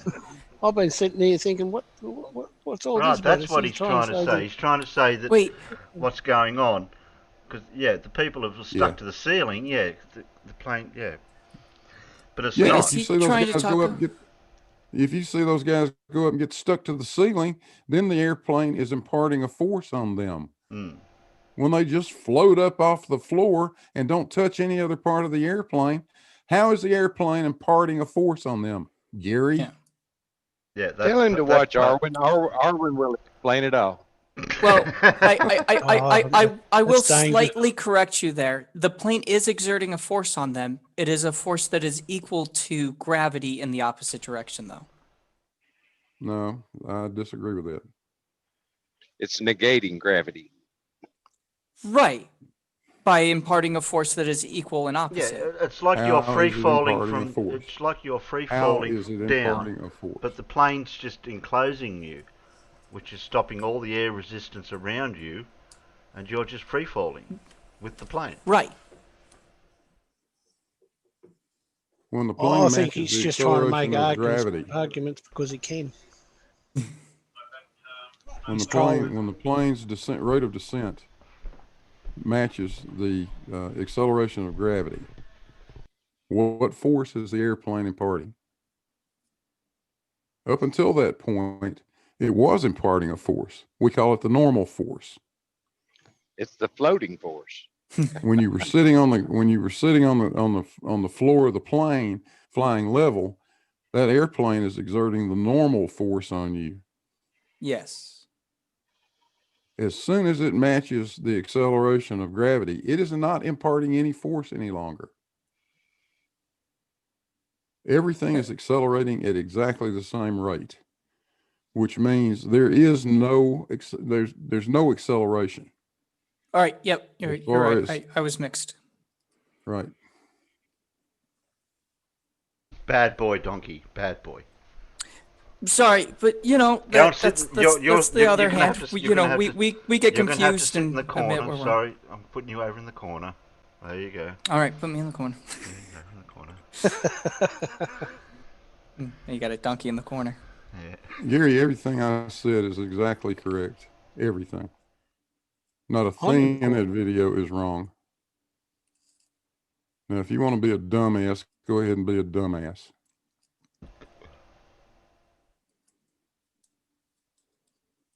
But why don't you go somewhere else and play the village idiot? Because I'm tired of watching you. I'm tired of listening to your crap in here. Yeah, well, he hasn't got a spanner, so people can play with him as much as they want. I can actually get rid of him altogether if I have to.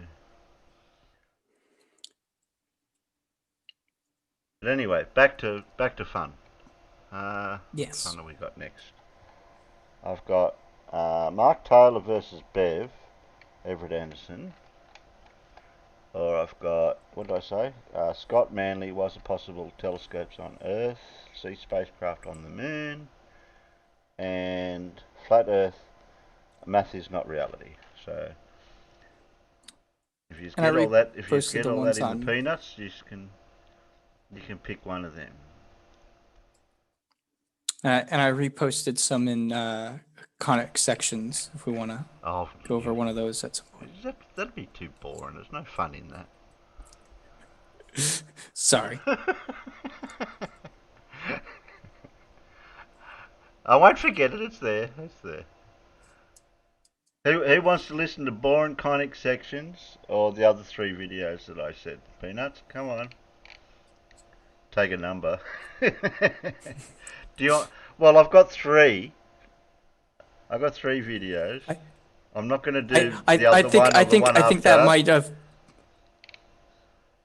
Sorry. I think that might have been on you saying that they could mess with Gary. Take a number. Yeah, that's it. Okay, who was first? Scott. You're out, Scott, so you can't do it again.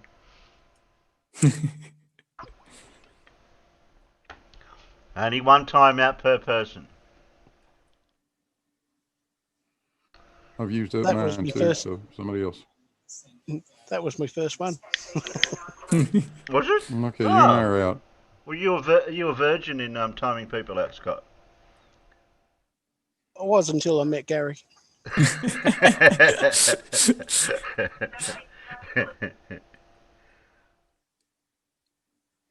And I could even repeat on that, but I don't usually say swear words. But I've been drinking, so you never know what's going to come out of my mouth.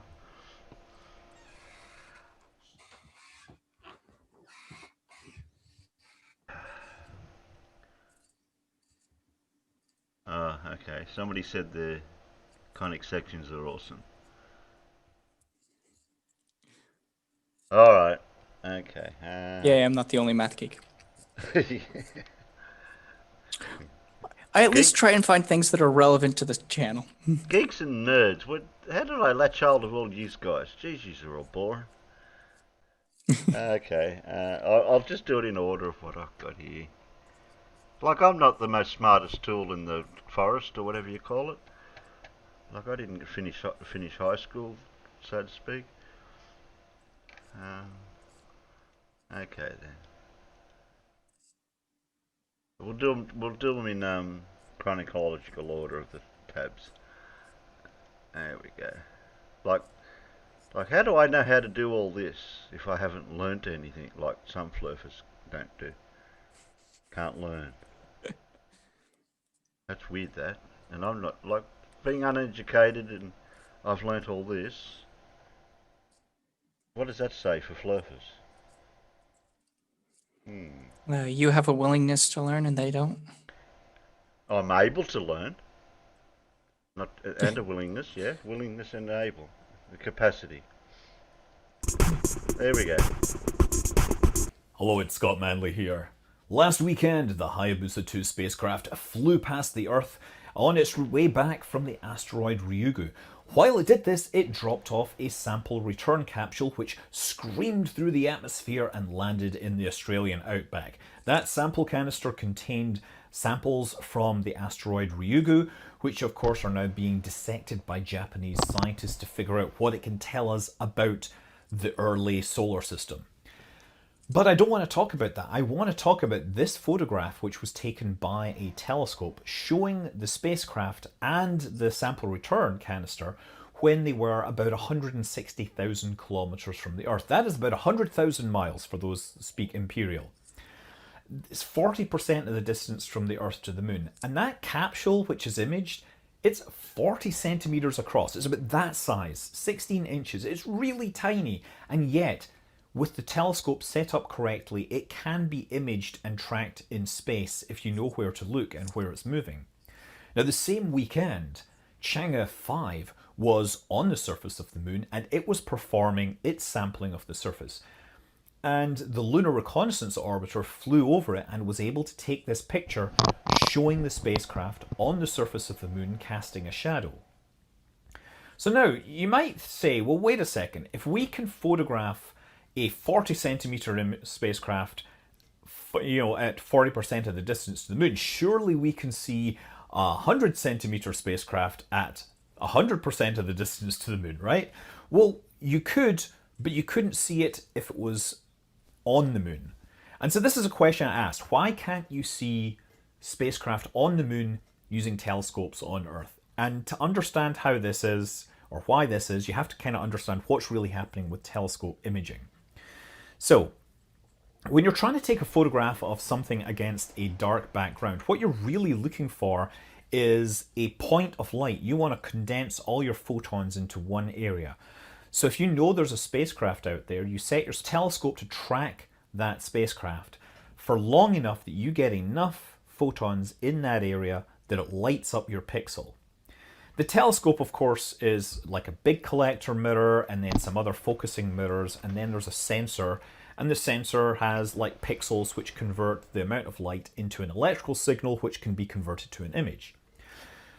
Now, notice that what I'm saying is the object doesn't matter how big the object is, right? It doesn't matter whether the thing is the same size as the pixels or vastly smaller than the pixels. What matters is that it puts out enough light.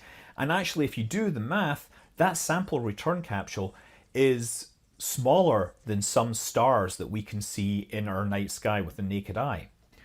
Stars are inherently smaller than the number of pixels, and we can see them, right? Because they put out enough light. Now, because we're looking against a dark background, that's fine. But when you then switch over to try to look for an object on the surface of the Moon, well, now the entire Moon is bright. Sure, the surface of the Moon is kind of made of very dark rocks. It's like a black basalt. But that is way more brightness than the darkness of deep space, right? Space is black, none more black, if I'm going to paraphrase Spinal Tap. So, if you take something like the Hubble Space Telescope and you figure out its angular resolution, I think on paper it says 0.04 arc seconds. Well, the Moon is about 1800 arc seconds across as viewed from Earth. So it turns out that that is a pixel on the Hubble Space Telescope at the best resolution corresponds to a patch 80 meters by 80 meters wide. So even big spacecraft are only going to be a tiny fraction of that pixel. So if you're looking for a bright patch, it's being completely washed out. If you knew where to look, you might be able to analyze the image, take enough photons to say that statistically this one patch with the spacecraft on the surface is slightly brighter, and then conclude that maybe that's where a spacecraft is. But that is not a very compelling argument. Whereas in deep space, you've got an object, you know where it is, you know what you're looking for, you're taking these photos and you're seeing a bright patch in roughly the right place. You can say with some certainty that that is the spacecraft you're looking for. Now, sometimes you're not sure exactly where they are. And one case actually that's interesting is the Apollo missions.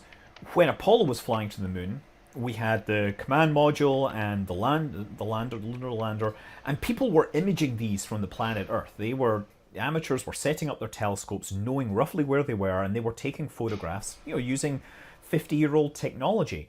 But when Apollo 13 happened, the spacecraft was on the way back to Earth, and it was performing maneuvers using the information they had, but they wanted to actually get observers on the ground to take photographs and make sure that the place they thought it was matched the place that it was. And it turned out that the Chabot Observatory, which is in Oakland, very near me, I used to go there all the time, they were one of the places that were able to get an image of Apollo 13 and confirm that it was in fact on course and wasn't going to skip off the atmosphere. So again, it's all about being able to photograph against a dark background. So now, the Lunar Reconnaissance Orbiter, it doesn't have the massive 2.4 meter telescope that Hubble is. It has an 8-inch, 20 centimeter telescope, but it is 50 kilometers from the target rather than 400,000 kilometers from the target. And so it's got a resolution of about 2 arc seconds, which turns out to be about 50 centimeters. So it is able to not just resolve the differences in brightness for the object, it's actually able to have different patches of the object in different pixels. So it goes from being able to see one bright spot to be able to see bright spots and dark spots where it's shaded. The reason we can recognize these objects on the moon is because they cast shadows, they have bright patches. We can see the tracks that lunar rovers left in some of the Apollo sites. We can actually see, I think in some cases, tracks of the astronauts that were disturbed the surface of the moon. That's the level of resolution that the Lunar Reconnaissance Orbiter gives us. So it is pretty marvelous. Yeah, the Lunar Reconnaissance Orbiter has made a point of going and imaging all the human sites on the moon. And this means like the Apollo sites, obviously, but you've got Surveyor, Luna, Chang'e, we got 3, 4, and 5 now. You have the impact site of the Vikram lander from Chandrayaan-2 and the impact site of Beresheet. Also, they have impact craters which were formed on the moon by the upper stage of the Saturn V, which was intentionally slammed into the moon to generate seismic activity for sensors that had been left on previous missions. It's pretty marvelous that you can go in and see these things that have been modified by human technology in this otherwise desolate wilderness of a world. So yeah, people have been photographing spacecraft in space for a very long time. And there's another interesting story that came up recently for an object called 2020 SO.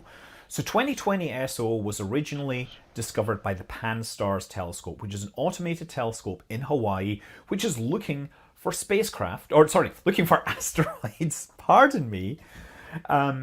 And it found, an object in a near-Earth orbit, and they thought, well, that's very interesting. It's moving very slowly, much more slowly than most asteroids would.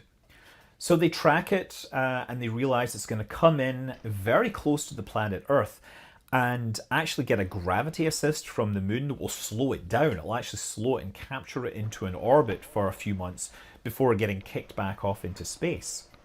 People began to suspect that this might actually be an old rocket booster, and so astronomers began taking spectra off it where they look at how different coloured light reflects, and they observed that the spectra on this object was very close to that of another rocket booster which had been sitting out in Earth orbit for the last 40 years. So by plotting the orbit backwards, they've concluded that this object, which was originally thought to be an asteroid, is in fact the Centaur booster upper stage from the Surveyor 2 mission, which tried to go to the moon. So that is pretty darn amazing. Also, I get sent this image or this video sequence showing the light curve. That is the rotation of the object. And we can't, again, this object is too small to resolve in any detail, but what we can see is that the brightness changes over time. And it looks like it peaks twice every 9.5 seconds. So the whole thing is rotating end over end, and twice every rotation period it comes edge on and reflects the maximum amount of light towards the target. So yeah, this is believed to be an old Centaur stage, and that's kind of amazing that we can see these old objects in space. I'm Scott Manley. Fly safe.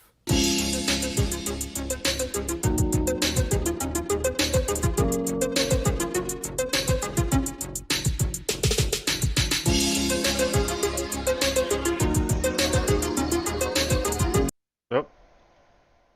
Don't know if that's community commons or not.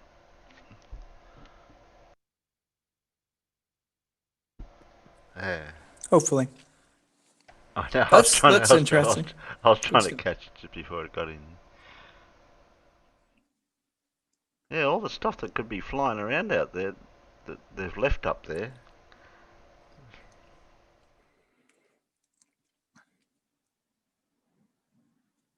Yep. I haven't heard any more about the Chinese stuff that they did. No, either way.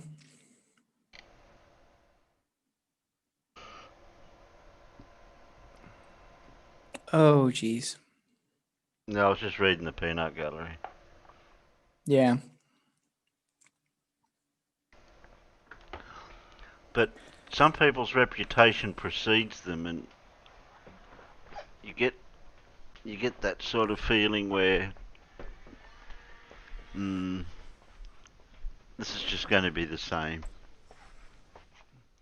How's it going to be any different?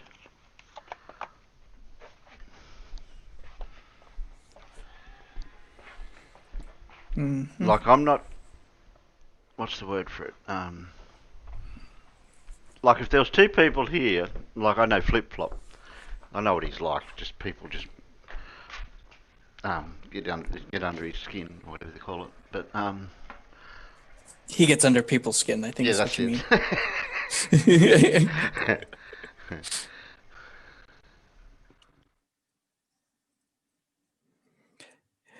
No, and for the most part, like, he doesn't bother me as much, except that, like, he wanted to say that we were putting or stating his position or whatever, however you want to say it. I might not be stating that exactly right, but then he wanted to be in the same vein, stating other people's position, but be like, oh, but I'm not telling them what they think or whatever. And it's like, but isn't that what you're doing? By stating right. By stating something that you're putting people under a blanket of what you're insinuating. Yeah. Yeah. Ah, exactly.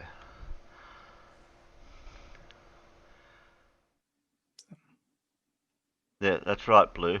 I'm reading your comments out there. But your questions are too complex, Gary. They're not. You're not defining your question just to a portion of what your problem is with something. You seem to be throwing too much into the question, which is hard to. Well, it's not hard, but. Well, here's a problem. I mean, you start out with this guy, and he will quickly say, "I don't do math." Right. And then you've ended. Wait a minute. The That's discussion ends right there. Right there. If you don't do math, we can't talk about physics. No. Physics, engineering, a lot of stuff. Well, I don't do math, Blue. So how do you communicate with me about stuff? How am I comprehending a lot of this stuff? You're a reasonable person. You're not trying to argue you're not trying to argue against the fine points of the basic philosophy behind any of this stuff. Terry, and Gary constantly is. Right. Okay. Yeah, Terry understands reality. Here's my thing. If other than him having trouble formulating questions, and I don't know if that's, even if I gave him the benefit of the doubt and said that that's just because he's typing out the questions and sometimes it's hard to fit the questions in the chat box. It's giving him the benefit of the doubt. But like, he also says that he wants to point out where Blue's wrong. Well, does he have any actual evidence or anything to back up what he's about to assert of how Blue is wrong? Because I've never seen anybody bring anything. So He claims to know what he knows. He comes up with terms, and you ask for citation, and he'll cite himself and tell you that he made it up. Well, you can't make up your own citation. okay, well. Then does he have the white papers or the mathematical proofs or anything to back up? Those that the stuff that he made up himself, right? Like it gets into the same thing over and. Yeah, he'd have to cite a reputable scientific, whatever, that he's asserting to what he. But some of his questions aren't even that advanced. They're not. Yeah, it's the same thing that we were getting into when Jose was on. It's like, no, I don't have to do everything myself because there are other people who did the work. And if somebody wants to say that they're wrong, and they bring forth evidence or something to back up what they're saying, they're not just saying that there's a conspiracy or whatever, then we can have a conversation on that. But when it's just hearsay, what's the point? There are plenty of corruptions and conspiracies that I believe in, and they've got stuff to back them up.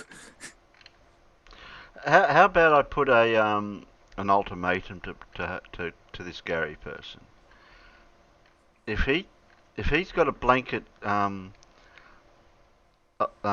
view of people like Blue, people out there that do know stuff, in comparison to me, if he could convince me of anything that he's saying, and I'll bring him on. I'll bring him in. Is that too unreasonable or something? No, that's fair enough. Yeah. I'm not answering any of his questions. No. I'm done with that. Yeah. I'm done with that. If he wants to come in and point out what he says I'm leaving out, if he wants to try to point out where he says I'm wrong, I would dearly love to hear it. Yeah. But why target you? But I'm not answering any questions. Yeah. I'm not going to answer questions, and I'm not going to interact with him. No. No, he shouldn't single out people like that in that way. If his questions can't be formulated in a way where it's generic enough where just a layman can answer them even. Because they're not even formulated like a layman can even ask them. I would say that some questions are hard to ask in such a way where a layman can understand them because they have enough stuff backed up behind them where you have to talk at a higher level. But that's not what we're dealing with when we're talking to Gary. So yeah.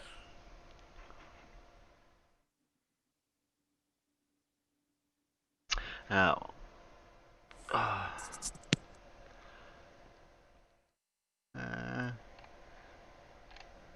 what was we watching before? Here's a good question though. Answer this one. When a quarterback this afternoon, pick any of them you want, threw a long pass down the field, it formed a certain shape. The path of it did. We generally call it a parabola, right? Would you say from the point in time that football left the quarterback's hand, the ball was essentially weightless or not?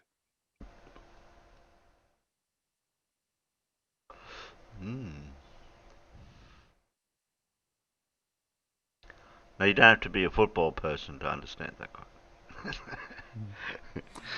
But the fact is, the ball is weightless. It's in free fall. It's following a ballistic trajectory.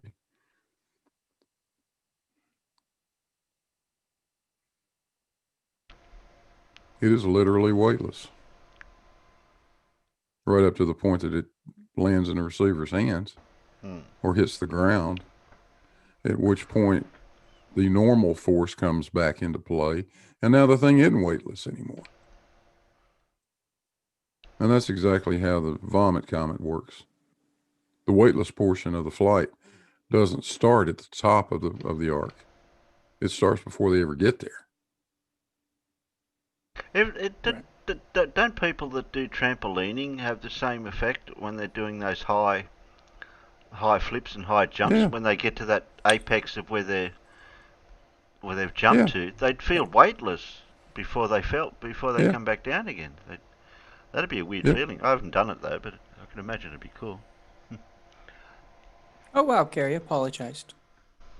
Yeah, that's why it's fun to jump on them. Okay. Yeah, but you've seen how high they can get? Ones that do it professionally? Way up there. Yeah.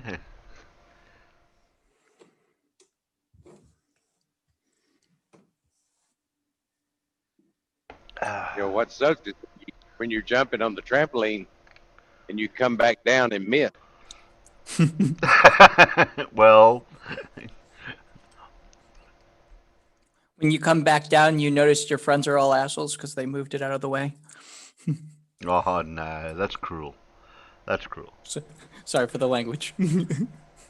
I still want to try to find this video that I had seen, where the guy jumped out of an aeroplane without a parachute. Oh jeez. That. Does somebody like throw him one? No, like, no, he mid-flight or physically. something? They did it proper. He actually jumped out of the airplane, and he didn't use a parachute. I don't know if he had a parachute, but I know he didn't use the parachute. And I've been trying to find that video again. I probably will find it eventually, but it was cool to watch though, and cool for him to land. At least he survived. Where did he land? He landed in a really, really big butterfly net. Oh, okay. It took the force of him landing. It took his force. It was a big net. Though. It was a very big net. Yeah. But to slow his acceleration down, because he was still falling, the net had to be what's the word for it? Elastic enough or something, so it slowed his acceleration down as he landed into it. Right. Because you wouldn't want to stop too quickly, would you? Not at that speed. No, God, no.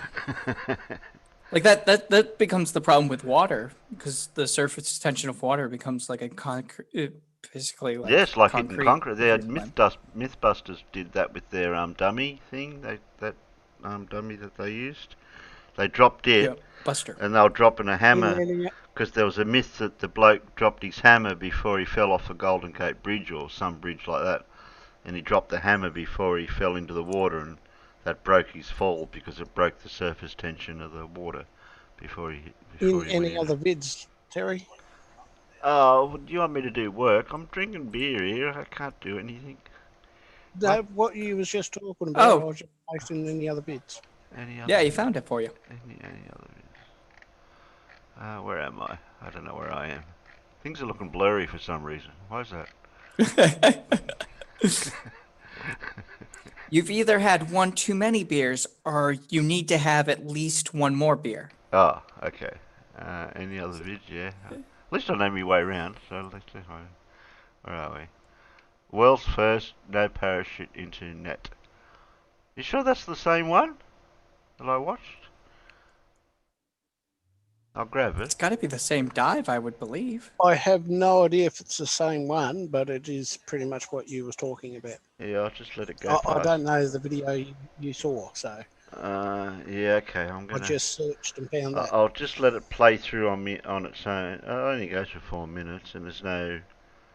Oh, yeah. My thingo will cover that up for that bit. It may be. I Jinx don't know. says not enough beer. What? Not enough. Yeah. Oh shit! What, Gary? What? The questions are not difficult. That's your interpretation of the question, you drongo. Jeez. Any idiot would knows that. I'll just let it. I'll just let it go now, Gary. I mean, how long you been on this same question? It's long enough. Yeah, but he's saying questions aren't difficult. No, it's the second part that gets me. You don't need math to see what happens. No, of course you don't. Gary, do you need math to know what 2 times 2 is? Yeah, Gary. If you can answer what 2 plus 2 is in the peanut gallery, then I'll let you on.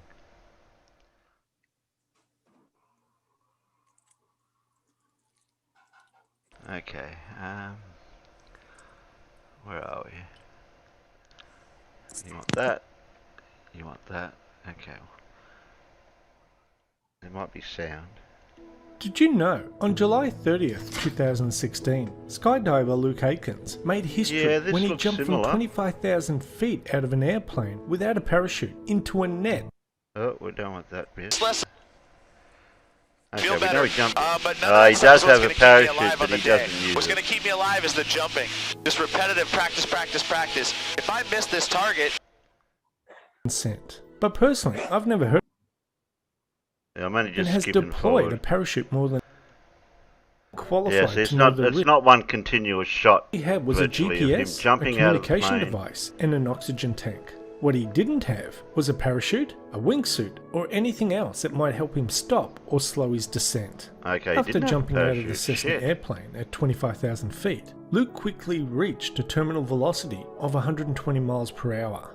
Because Luke jumped from 25,000 feet, he had to wear an oxygen mask for the first 10,000 feet of the descent. After reaching about 15,000 feet, he passed off the mask and tank to a member of his support team who was skydiving next to him. Using his GPS and... What height was he? 25,000 feet. That's high. Only the air currents around him, he lined up his fall to the center of a specialized 100 by 100 foot net, which was designed to stop Luke's fall as softly as if you were standing on a trampoline and merely dropped onto your back. The net, dubbed the fly trap, was suspended between the tops of 4 200-foot cranes. Gary, you still haven't answered my question. What's 2 plus 2? The netting itself is constructed from spectra, which is a high-density polyethylene cord that is twice as strong as steel. When Luke reached about 200 feet above the net, or a little more than a second away from impact, he flipped onto his back and tucked his chin. Once Luke hit the net, 4 compressed air cylinders, which are connected to the netting via ropes and pulleys, slowed him down in the same way that you might catch an egg in your hand, by decelerating it gently over a distance. Yeah.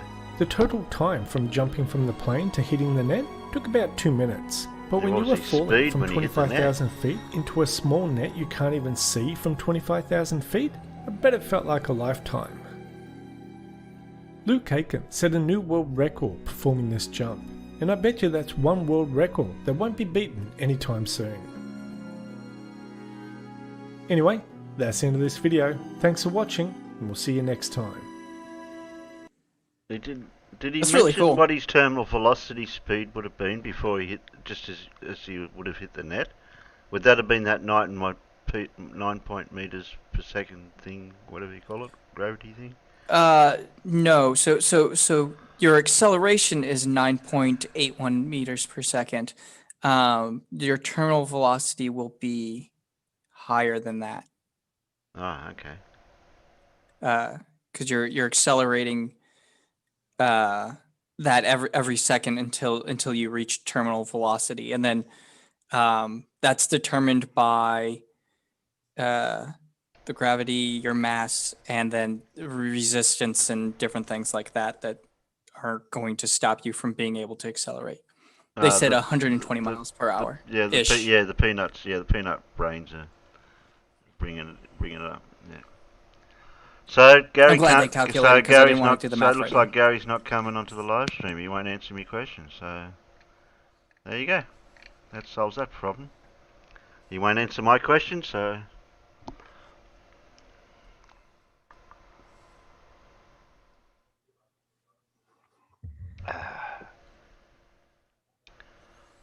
Blue singled me out in a video you played earlier. Blue, you didn't do such a thing. You naughty boy. I did too, by God, and I'll do it again. Oh. Well, when people are wrong, Blue, what are you supposed to do? And in fact, I'll just keep on doing it until I don't like it anymore. But right now, I like it. And they keep being wrong. So, that's isn't that a vicious circle? They keep getting wrong, and it goes back around. Then they keep. That's just never ending. Yeah, seems to be.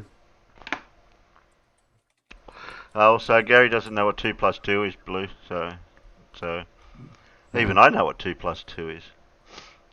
Everyone else, even on the panel, even knows what 2 plus 2 is. Everyone else in the bloody peanut gallery knows what 2 plus 2 is, except for Gary. Oh well. Didn't you go to high school, Gary, or preschool? Didn't he get to play with those little blocks in preschool? You know those. I remember these little when we did the metric thing. We used to have these little centimetre cubes and 2 centimetre. They were different colours, like little rod things, and we used to play with them.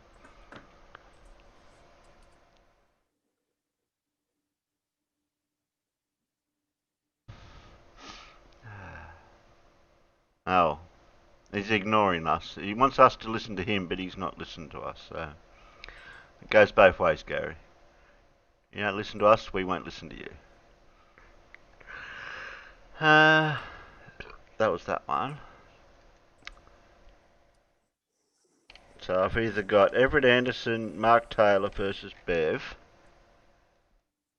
or Flat Earth, Math is Not Reality. Oh, they're both Everett Anderson, I think.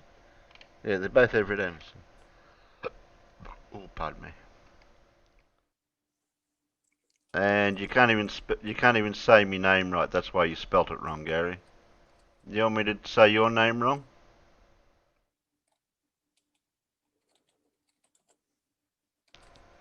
You can't even get my name right.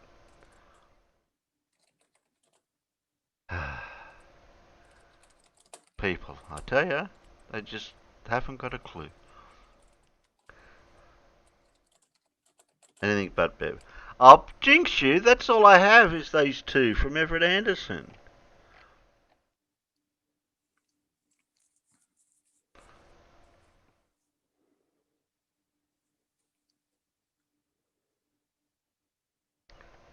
Okay, try and make that go to there. And that. There we go. Oh, I'm going to skip that bit. That's all there is. There isn't billions of galaxies far, far away. We're it. We're significant. And that's why the entities and Satan, they're all controlling. They want to have this parasitical, satanic force to inhabit and to control us and to undo God's creation.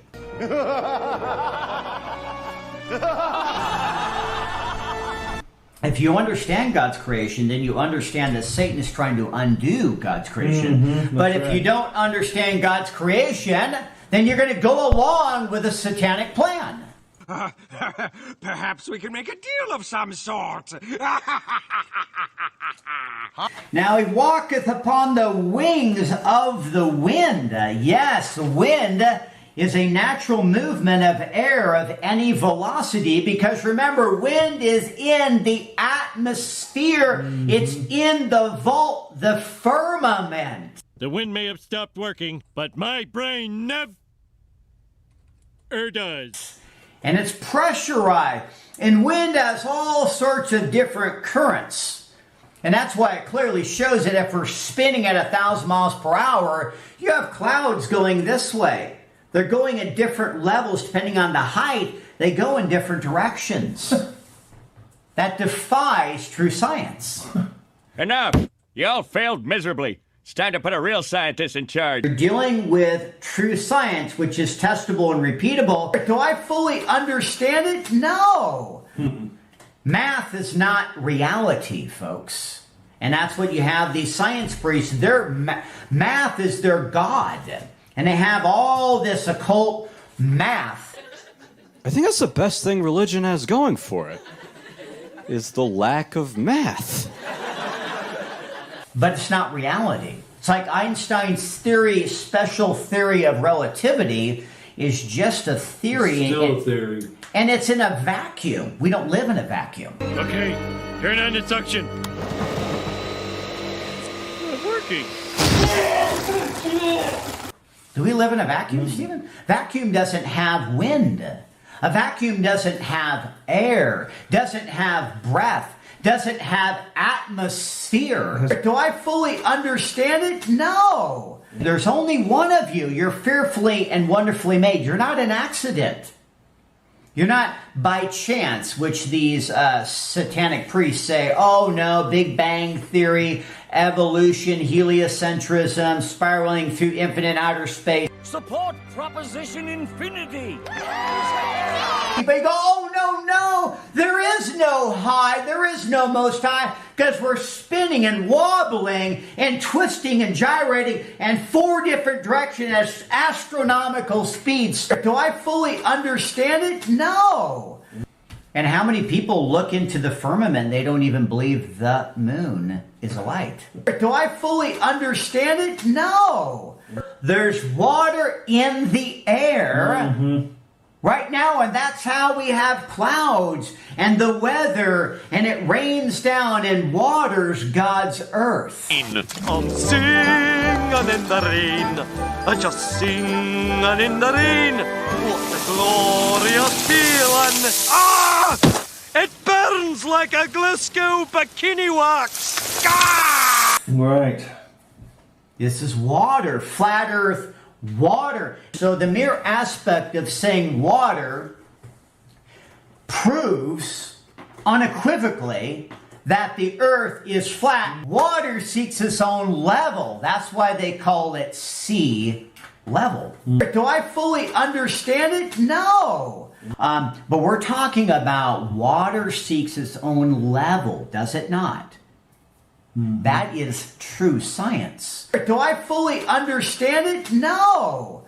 Now, the reason why the Great Lakes don't have the tides, because they're not connected to the sea, and we know that at the North Pole, there is an area, and that's why they no longer show it, but the ancient maps, they showed what the North Pole is, but basically you have the waters going in the earth, and then it goes...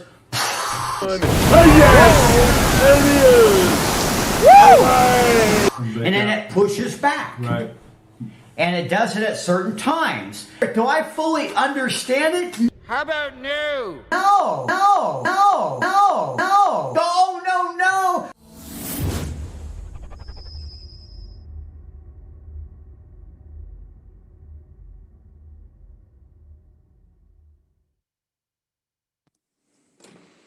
Did somebody hijack Gary's account? Because he said he doesn't know how something works. And I mean, I know that that's a true statement, but that's rare from Gary.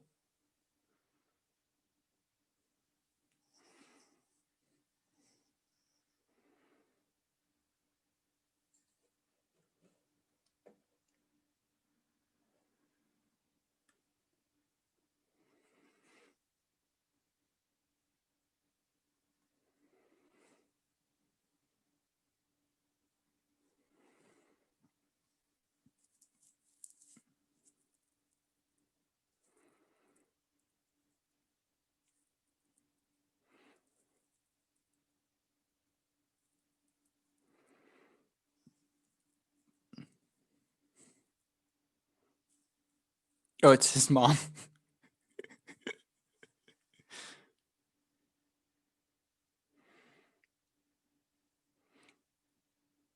Did everybody leave?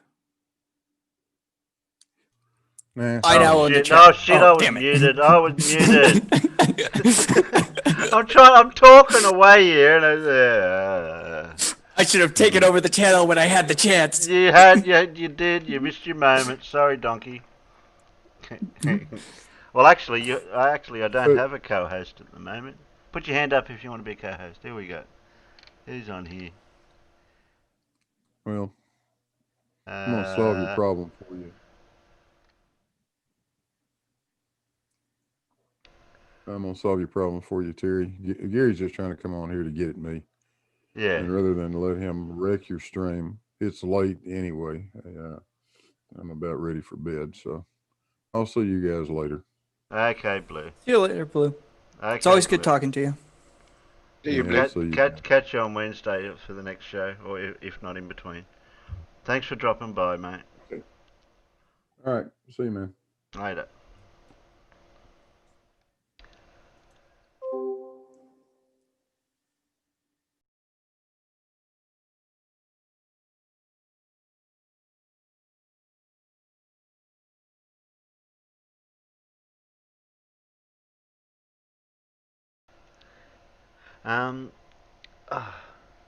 What other? Oh, I was allowed to play the last one of Everett with the Bev, but they said they wanted it last. Okay.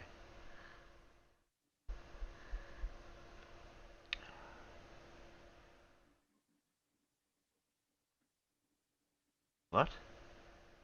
Gary, I go on Jose's Discord for his show. I thought you has one. Look, I'll admit that I might spell words wrong, but grammatically, that doesn't make sense. Okay. Because grammar's more, if grammar's more important than spelling in some situations, if you're trying to get your point across in text anyway. Doesn't matter if you spell a word wrong here and there, but as long as the grammar's right.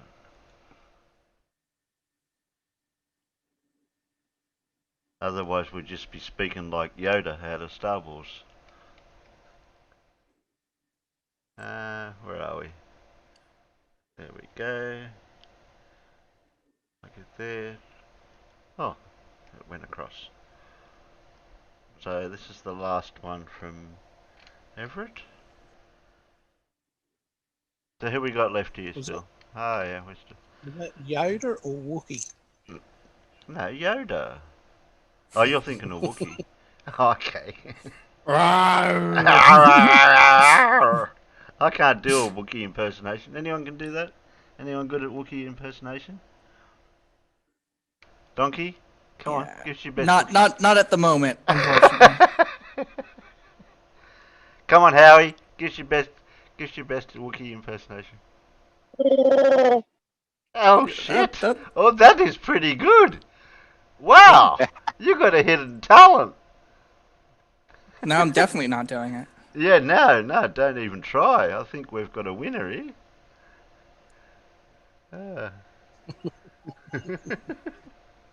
I could speak it, I just don't understand it. Yeah, okay.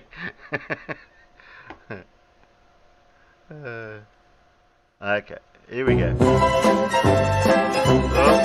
He made a video where he did a FU to flat earthers and puts his finger up at them, right? And it's on video, and he's actually addressed a video to me with this picture in it.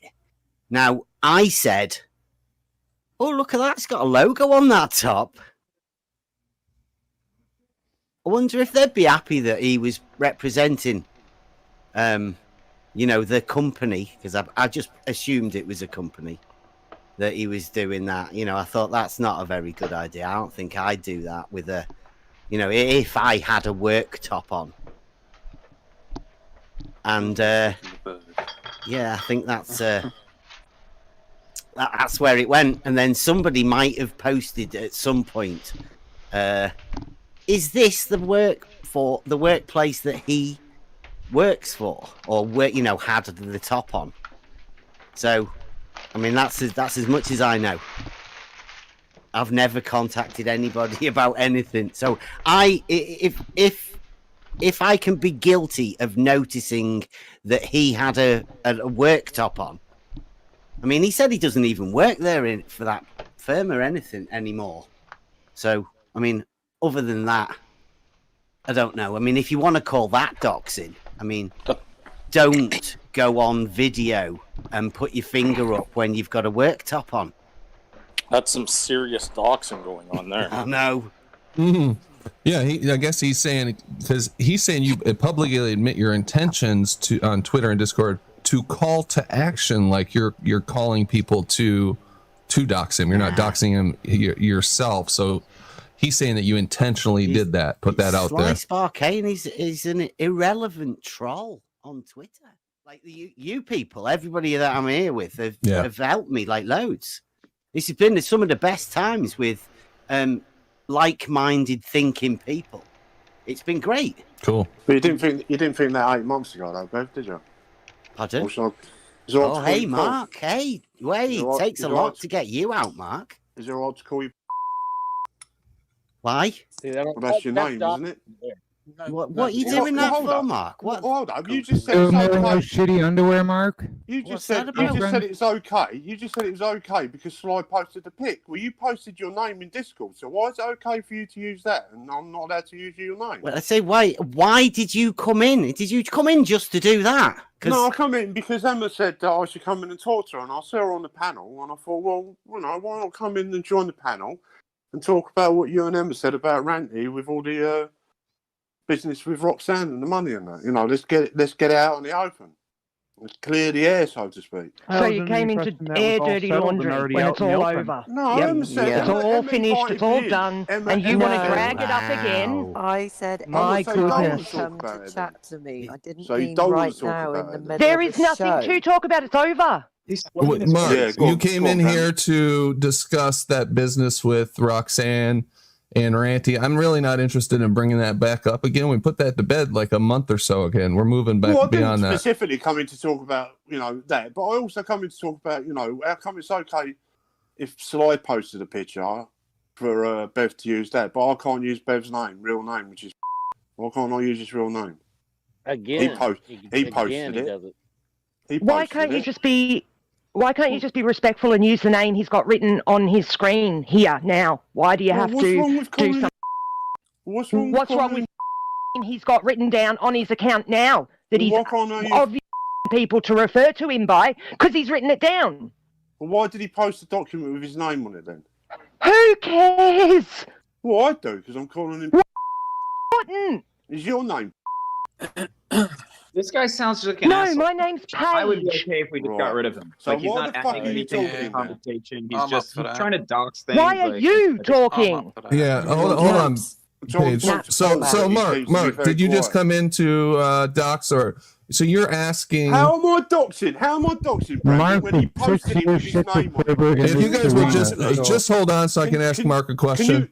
Brandon, right? Can you explain to me how come it's okay for Bev to use the example? It's not doxing because Sly posted a picture, but when Bev doxes a piece of paper that's got his name on it, and I use that name, I'm the one that's doxing. Can you explain? Well, Bev can answer that question. You're asking it to Bev, correct?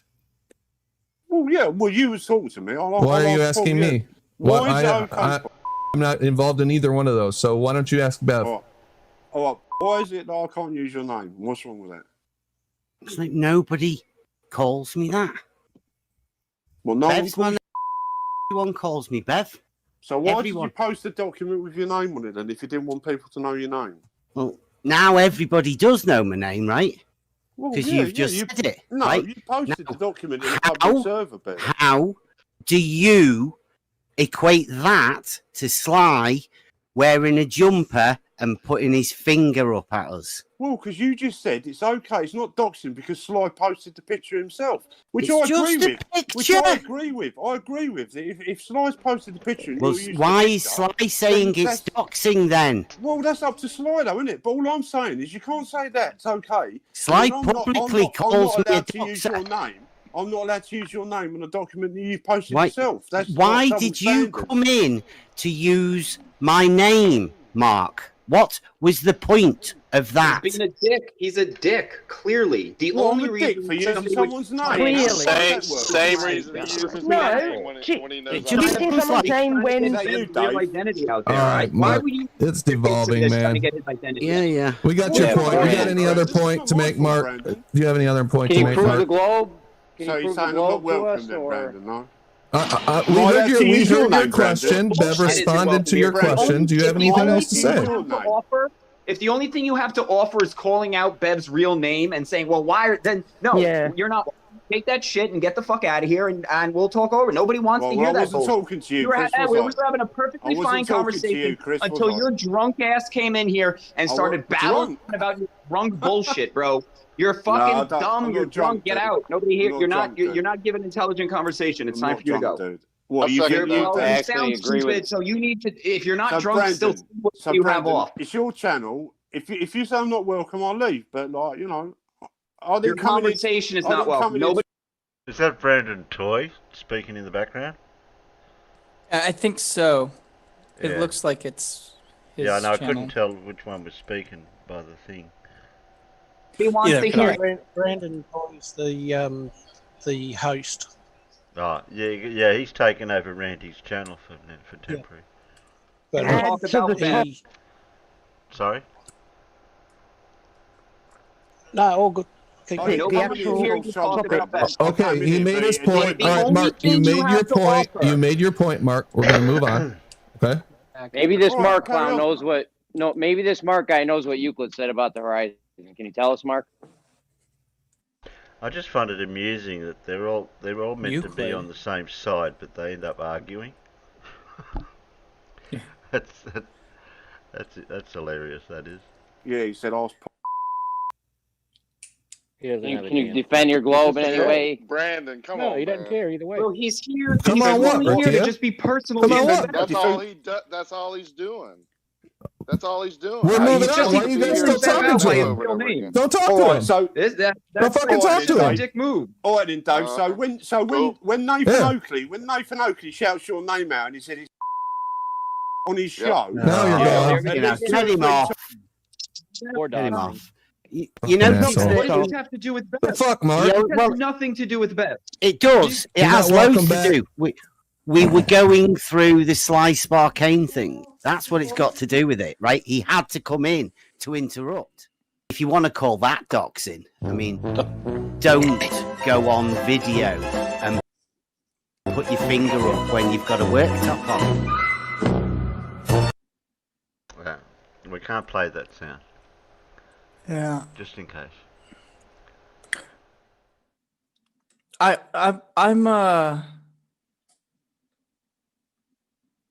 I'm curious as to That was what they were ages talking ago. about Euclid saying about the horizon.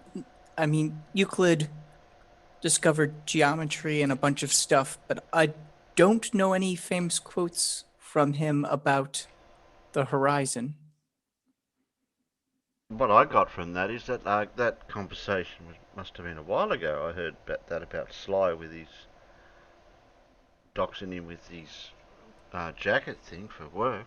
That was ages ago. That thing. Anyway.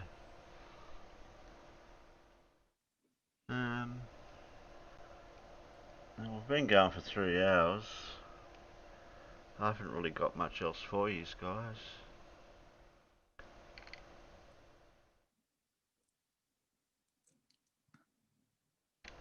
I might just sit back and drink a few more beers and just mingle over in Discord.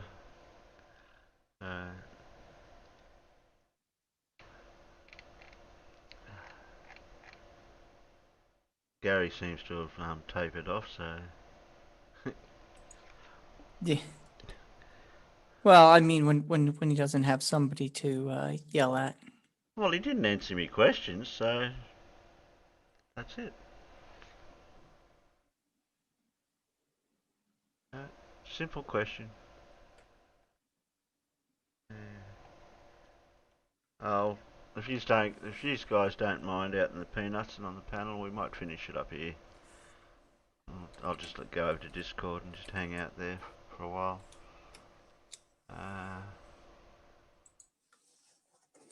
Thanks, Peter, for your 2 planets, which I can never remember the name of, Venus and what's that one? Get what it is. You can't hear me. Oh, Venus thanks and Howie for Mercury? dropping in. Thanks Scott. Thanks Donkey. Who do we have? We had a few people in the peanuts. Or is that Jupiter and Saturn? Yeah, that's. Okay, I got them wrong again. Ranty has given Brandon the channel. Ranty is now doing another channel. Oh, Conspiracy Cats. Okay. Yeah.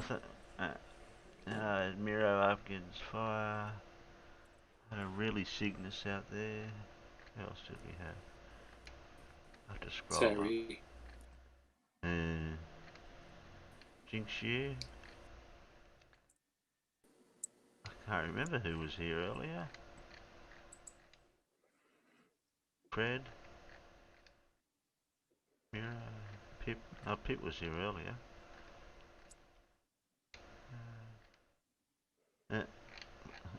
Oh, there's a Charlie. Who was a Charlie?